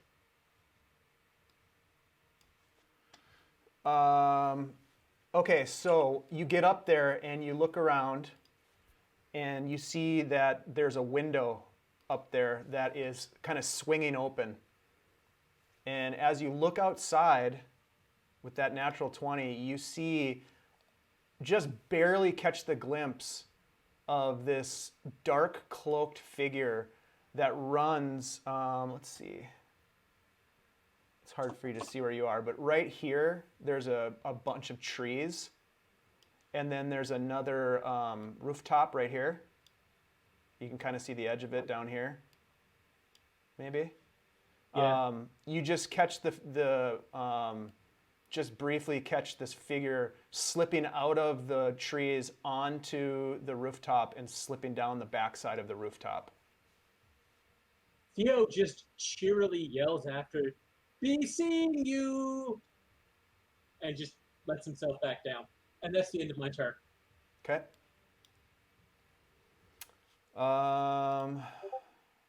Let's see.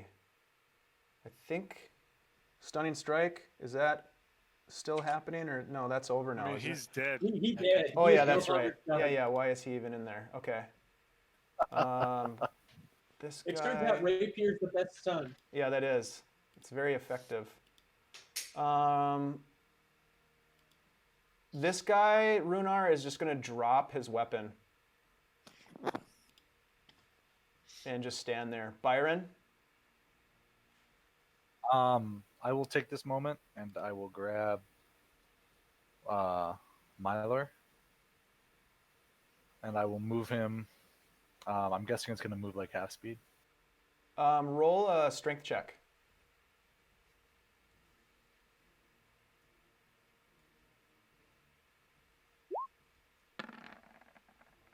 Oh yeah, Exactly like you're that. able to Wow. pull him Nice. full movement.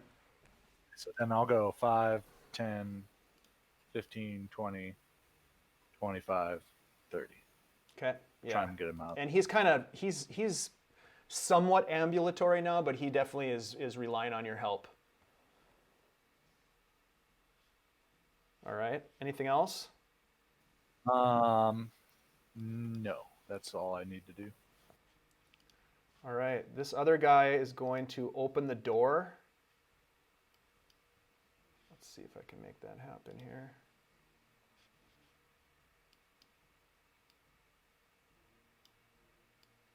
Come on. There we go. He's going to open the door, and he's going to run for it. Oh boy.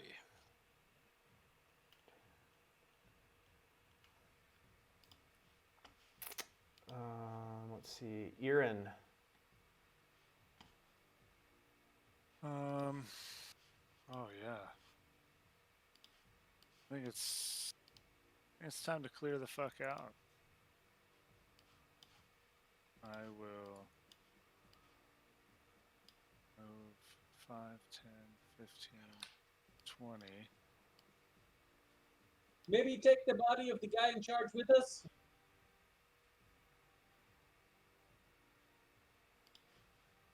Why? Evidence that we didn't do it ourselves in the burned out warehouse. I mean, we've got this guy. Okay. We're rescuing this guy.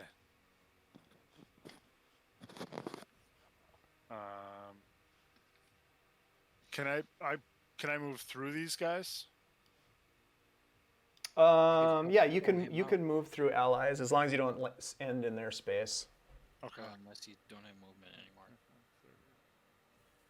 35. I'll move to here.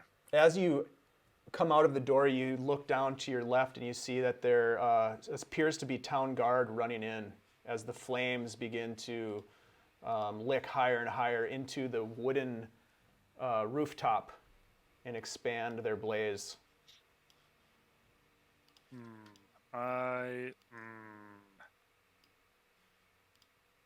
I will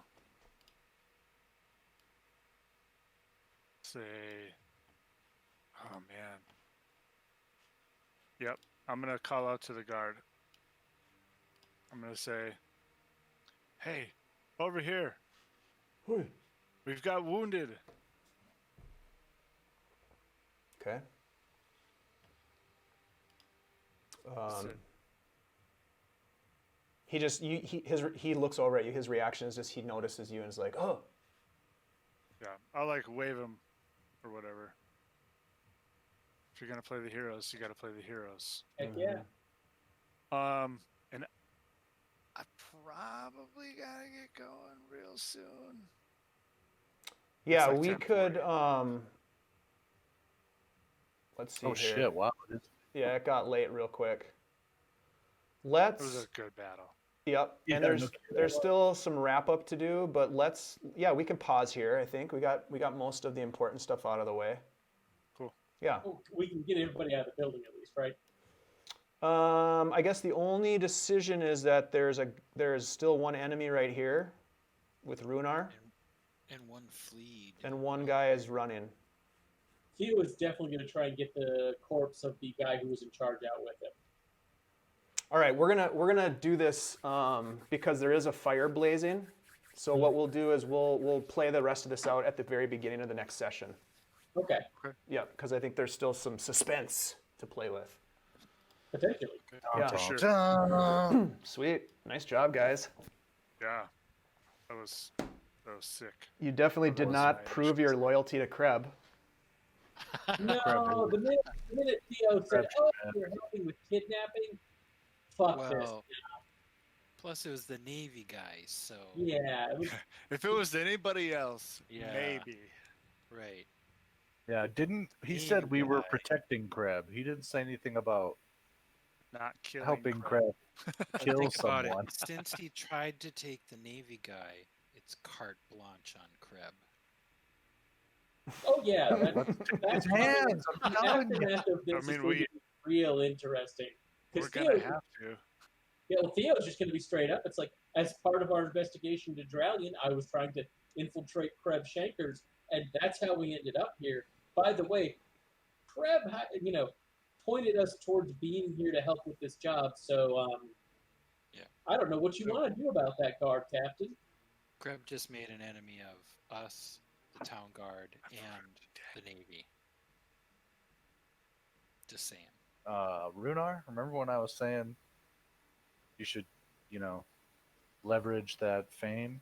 Oh yeah, I know. His hands. There's a storm a coming. Everyone. He's gonna tell us everything he knows, or he's going to die instead of going to prison. Just saying. Yep.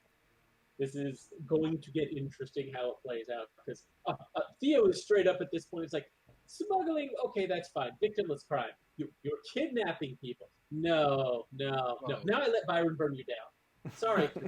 Yeah. It's not just a kidnapping, but it's a kidnapping of a Navy person. So Doesn't matter as Right. much to Theo. that has some other indications as well. Oh yeah, but it's as far as Theo's concerned, it's like you're involved in close to human trafficking. We're done, and you're going to burn it. Goodbye. Nice job, That's why you get guys. saying bad decisions. Bad decisions. Yep. Well, Krebs into some pretty nasty stuff. Evidently. Yep. Now, We're gonna get him out of that nasty stuff. Don't the worry. only dirty thing he's going to be in after this is a grave. Oh wow.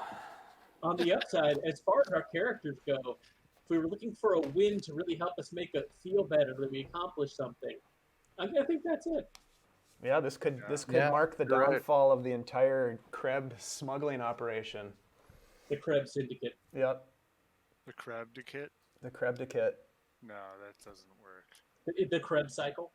The Nice. Kreb cycle. Because I hate Yeah. the Kreb cycle so much. Oh, this definitely the Kreb cycle has come to an end. Good. Wow. Oh, no, this was a good Great session, cycle. boys. Yep. Nice job, guys. Yeah. We'll get it back after it next Wednesday. Be good, man. Have a good night, my friends. Fucking great work Until next tonight. time. That Batman Yeah. shit was amazing. Yeah, For that was, real. That was That really pretty cool. rad. I was pretty stoked that worked. I was like, I'm always like, I'm gonna do this, but if it fails, it's stupid. But that did not fail. No, that was great. Other than lighting the goddamn building on fire. That, yeah, Almost you took could. the I vote for mean, you. you could not gonna say categorize I- that as a fail, but you know, I nobody's gonna probably say could have it. used some of that light, but that's all right. Yeah. That's fine. That was our Alright, first fight in what, 4 sessions? Yeah. It was fun. Needed. We were ready for it. Yeah, we were. Guys were antsy. Yep. Have a good night, guys. All right, Alright, man. yeah. Peace. Yeah, you too. Good night. I'm gonna hop off as well, but oh god, that was really good. Great work all around, guys. Thank you so much. Yeah, that was Heck yeah, fun. heck yeah. Yeah, that was good stuff. Good game.